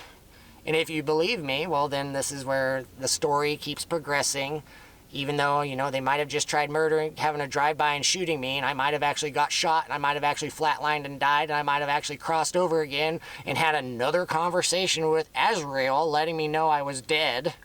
You know, so I had to do all this again. You know, it's happened before. I told the story in the last video about encountering Azrael after my dog got poisoned in Arizona and crossing over. Well, here I was again, just like fucking 3 weeks later. You know, 3 weeks later, here I am having a conversation with Archangel Azrael again, the angel of death, letting me know I was dead, letting me know I'm in limbo, letting me know I got fucking shot. Then we got shot in the back, and then while he's telling me I got shot, I can literally feel myself bleeding out. I just feel myself bleeding out, and I literally felt myself flatline, like just full-on flatline. Just, all of a sudden, I'm like, yeah, I am dead. But in my eyes, because Heavenly Father has me shielded, because we've already agreed to all this stuff, so in my eyes, I can't see it. Everything looks normal to me. Well, I mean, as far as nothing looks amiss. I mean, it's dark out. I can't really see. I'm not pointing anything with a flashlight, but I'm just laying there on my bed like I'm bleeding out, like somebody just drove by and fucking shot me, and now I'm just laying there bleeding out. And I'm like, yeah, I can feel it. Like, I don't feel pain, but I mean, I vaguely remember these things happening before you showed up, but at the same time, I feel myself bleeding out, and I'm like, oh, I'm getting lightheaded, and all of a sudden you flatline, you're just out. But I'm still conscious. Like, I'm still conscious. I'm still with Azrael, but I'm also aware that I just died, you know? And then all of a sudden I just start hearing, all of a sudden there's flashlights and stuff pointing inside my van. Like, all of a sudden I can sense all this traffic around my van, and all of a sudden just like, I could sense like EMS, I could sense law enforcement, I could see all these flashlights and stuff beaming around inside my van, but I don't see anybody. Nobody's actually opening the door. Nobody's talking to me. But it's like, again, spiritually, I'm in a state of limbo. I'm still here, but who's to say somebody, you know, EMS or paramedics don't have my body, and I'm not in some ambulance or medical trailer or something, and they're in the process of reviving me, and I can sense it all. I can literally feel them doing this stuff to me as if they're resuscitating me. And then the next thing I know, Azrael's telling me, okay, good job, Brandon. We got it all documented, right? So he's telling me, gets it all documented. Good job. Thank you for your sacrifice, this type of thing. And he just let me know, you know how it works, Brandon. And I'm like, yeah, I know how it works. He's like, yeah, when you go to bed, you know, when you go to sleep tonight, you're going to wake up like it never happened, as you have in the past. You know how it works, and I do. And the thing is, like, well, as this has been happening, there's times where I remember more and more and more. So as they keep doing it, rather than not remembering any of it and just waking up in the morning just kind of like, what the fuck happened yesterday? Now I'm starting to remember little bits and pieces, knowing that something happened. And, you know, as I've been going, now I'm as aware as I am now as I'm articulating it to you, but obviously a lot more, because there's only so much I can share in such a small time frame. I've only got 15 minutes left, and the battery's going to be over, so just understand, I'm not going to be able to cover all of this. I feel like I'm kind of just warming you up right now. Just, you know, all of this did happen, but I also understand I haven't told you how it happened. I just told you, yeah, I got fucking shot, and I died on, what day was it? Yeah, on the 17th, Friday the 17th that night. I got shot. I got hit by, I don't even know who did it. Somebody probably knows who did it, and all this stuff. I mean, it's all documented, recorded. Just for me, I don't have access to that at the moment, because the entire purpose is to keep me focused on what I'm accomplishing, and there are times when I don't need the specific details, because that will just distract me. But it's the important part is that my friends and supporters and, Heavenly Father, the angels, they got it all recorded. They got it all. So whoever is involved, they're all accounted for, which means that later down the road, when it comes down to the hammer of justice, as it comes slamming down, everybody who is involved, everybody that took part and agreed, well, all of a sudden you guys get conspiracy for murder charges against me, which is probably not going to be a good charge for you, because that means you're probably going to go into prison for the rest of your life, and you just go disappear in some dark, scary hole, and nobody ever hears from you again. You try murdering Heavenly Father's Son after being warned how many times to stop doing these things, being told that all of you have been told that my life is not your guys's to take. So every time you try murdering me, my life is not yours to take. My life belongs to Heavenly Father. Heavenly Father is the one who decides when it's time for me to come home, which means if you're somebody out there trying to murder me, well, Heavenly Father's like, bro, I'm not calling Brandon home yet, bro. Talking to any of you guys. And he's like, you're an idiot. Like, all you guys, you're a bunch of idiots. Brandon belongs to me, and Brandon's on a mission, and I have not called him home yet, so even though you murdered him, well, Archangel Azrael, the angel of death, is under, he's under Heavenly Father's rule. Heavenly Father is he's the grand creator, the master of everything, right? And you got, all these different archangels. Well, they all have their different jobs. They all have their different assignments. They all have their different responsibilities. And Archangel Azrael, the angel of death, takes orders from Heavenly Father. Heavenly Father gave Azrael all these special powers and gifts and abilities. Azrael's a badass. Azrael knows what's up. And between Heavenly Father and Azrael, the angel of death, Azrael takes orders from Heavenly Father, and Azrael carries out these orders as he's called to. However many people or entities are under Azrael's employment as far as death, those who come and collect souls, I don't know, but Azrael is like the general of that realm as far as that assignment, as far as collecting souls at death and either taking people home to heaven or putting them in hell or sending them through reincarnation. Between Azrael and his crew, they have their jobs. And Azrael takes his orders from Heavenly Father like a general takes his orders from the Supreme Commander, right? It's just if you understand the concept, right? So everybody that's tried murdering me, well, you guys are fucking stupid. That's all I'm saying. You guys are stupid. Even after all your warnings, you keep trying. It's never going to work the way you want, because even if you do murder me and I go through the very uncomfortable process of dying and bleeding out or any of that trauma and shit, Heavenly Father's just got to pop in and be like, bro, Brandon, you're okay, man. Yeah, they just did all this stuff to you. We got it all documented. We're going to take those memories from you, not for a malevolent reason.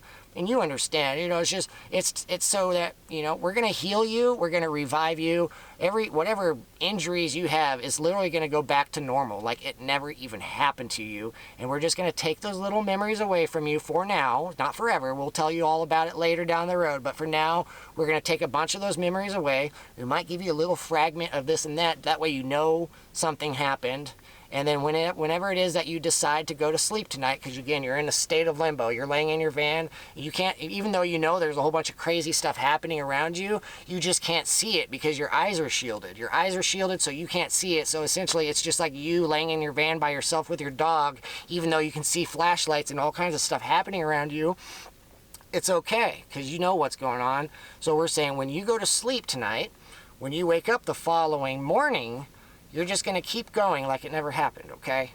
And that's what's communicated with me, and I get it. I understand. I've done DMT. I've been all the way home and stuff, and I've had things explained to me, letting me know it's okay, and I'm updated about all this stuff, and just telling me, just be a sport about it, Brandon. You got to be a good sport about this. Your attitude is everything. These things are going to happen one way or another. They can't tell me everything that's going to happen, but there's a lot of messed up stuff that's going to happen to you in the future, Brandon. Just think about these 7 years. If somebody was just to go back 7 years and you were to give me a warning, I would have no way of knowing, Brandon, you're in for 7 years of hell, bro. Like, if I could go tell myself 7 years ago, right before I met Dan, and just be like, dude, you're in for a long haul, and the best thing you can do is just have a good attitude about it and have faith, because anything more than that, we can't tell you, and you're not going to understand until it actually happens and you get there. It has to happen to you for you to actually get it, but at the same time, just have faith.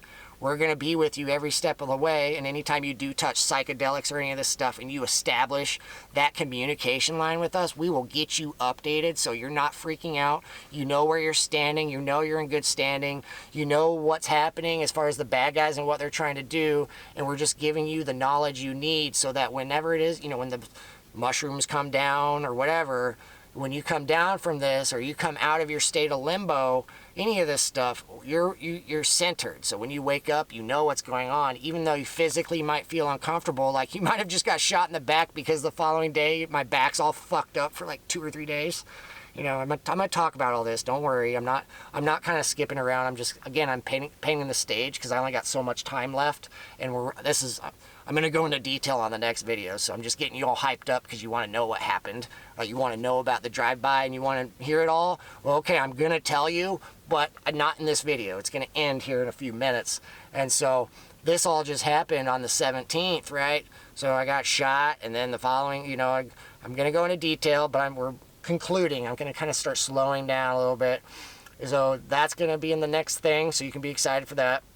And then after healing, and you know, my back's all fucked up for a few days, and then all of a sudden on the 24th, I turn around because I'm given the green light, like, dude, it's time to start. They just tried murdering you. They just made their attempt. Brandon, you're still alive and you're still going. You still remember and all this stuff. So now you have the green light. All this time has passed. Let's get you on camera. Fucking, you know, you think about it, back in Wyoming, back in September, when I shared The Devil's House Part 1 and 2, well, that put things in motion back then where just shit just started escalating and getting crazy. And that's where I kind of had to postpone my story. And then we already talked about this. So I deviated, and I started sharing all this other information, right? So all these things happened. And then all of a sudden here on Friday the 24th of January, you know, after their latest attempt of a drive-by, you know, I'm still alive, man. Even though my back's all fucked up and I'm hurting, all of a sudden I'm also getting this energy telling me, bro, it's time to start talking. Fucking start laying it all out. Continue where you left off on The Devil's House and literally just pick up from where you left off. And so that's where The Devil's House Part 1, or the Devil's Gauntlet, you know, that's when I went and recorded The Devil's Gauntlet Parts 1 through 4. You know, on January 24th. So you watch those, that's like 8 or 9 hours of information. And I'm just pretty much, you know, I spent a lot of time talking about Dan. And then parts, you know, 3 and 4, I'm essentially getting you guys all psychologically prepared for, you know, when I arrived at Kelly's house, January of 2019, or right around Christmas 2018, and then going into January 2019, and then that month, there's about a month that I spent at her house in Eureka, California. You guys are all, you know, I did this recording. That's what I was planning on doing, recording. That's what I was planning on doing, you know, now that I was at the Oregon coast, that's what I was planning on getting around to. But, you know, because I had just spent my time talking with my mom in Central Oregon and let her know about all that stuff, and I told her what my intentions are as far as my YouTube and where I was, what I was going to start talking about next. Well, because when I'm talking to my mom, the bad guys are listening to our conversations between each other, so they knew what my intentions were, so they were going to try and stop me.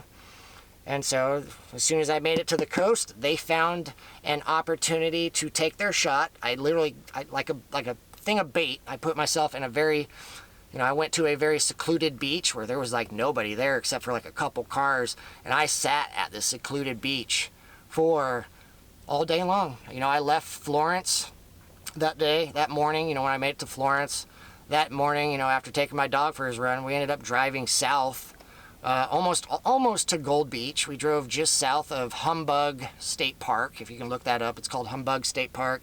It kept driving a little bit south, and I believe we stopped at Arizona. It was called like Arizona Beach or Arizona State Park or something. It's a beach that's right on the coast, but it was called like Arizona Beach or something. And that's where I stayed, and there was only like 2 cars there most of the day, and I was just me by myself with my dog, just sitting in the open, you know, waiting to see if anybody would come after me that day. You know, I just pretty much lounged around in my van most of the day, and then I took Milwaukee for a few different walks out on the beach, and then right around sunset, that's when the shit went down, and that's what I'm going to be talking about on the next video. And I'll be attaching some visuals. I have some pictures and a few videos of that day while I was at the beach. It's a really pretty area, so I will give you an exact idea of what the area looked like before all this went down, okay? So, but again, this is going to take a while to talk about, and my battery's almost dead, and I only got 4 minutes left on the clock, so there's no point of even opening that door. All I've given you is just a preview. If you're excited or you're really interested and you want to know what happened, well, let me tell you, but tomorrow, right? Let me tell you tomorrow. But so, with that said, I'm just going to kind of slow down, and we're going to be concluding this, because this is 3 hours, right? 3 hours of speaking. My throat's getting pretty sore. It feels pretty raw right now. But yeah, you guys, there's a whole lot more on the next video. Between the last one that you just watched and this one, again, if you remember at the beginning of this one, I said at the end your mouth might just be hanging open, like really, Brandon? Like, yeah, all of this stuff is happening. So if you're just in a state of disbelief, or you're in a state of just like you're just numb, you just don't even know what to think, like, because all this whole time, for a lot of you, this whole time you've had this other perception of me, because after hearing nothing but lies and rumors and deception and gaslighting and slandering, all of this combination of this stuff, whoever's been behind it, they have literally painted a picture of me. I mean, they've turned around and, they've been putting viruses in your brain, manipulating your perception of me for, whenever you look at me, you perceive me as somebody that's completely different. They've told you that I'm fucking batshit crazy, or that I'm schizo. They've told you that I'm off the handle, or that I'm very dangerous to society, or any of this stuff. And so for a long period of time, you guys have treated me accordingly. You guys just kind of keep your distance from me because you're really nervous and stuff.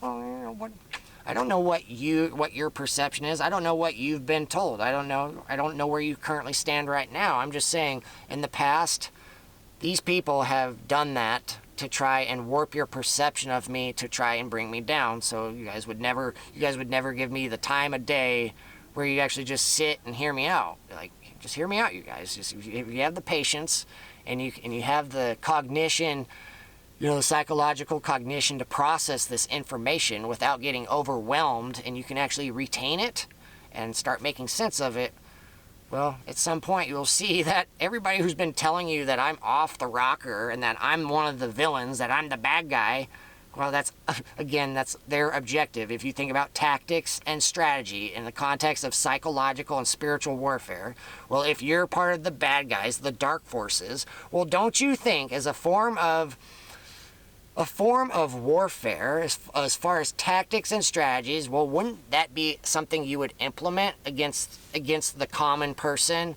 against anybody that has nothing to do with this, and even against friendlies, as far as anybody that's a friend or a supporter of mine? Don't you think that's a tactic they would use against me, where anybody that they can get to listen to them, all of a sudden they're putting stuff in your head where all of a sudden you're starting to question my entire existence, and the next thing you know, you perceive that I'm the bad guy, and the next thing you know, you're attacking me for no fucking reason because these guys told you a whole bunch of stupid shit. So you have a whole bunch of people telling you that I'm the one that you gotta bring down, and you don't know what they're doing. They're literally using you as a pawn. They're using you to do the dirty work because they're too afraid to do it themselves, or they're too incapable or inept. They lack the abilities to bring me down, so they're using you to do the dirty work, where if it doesn't work out the way that they want, you're the one who takes the fall, and they're the ones who walk free.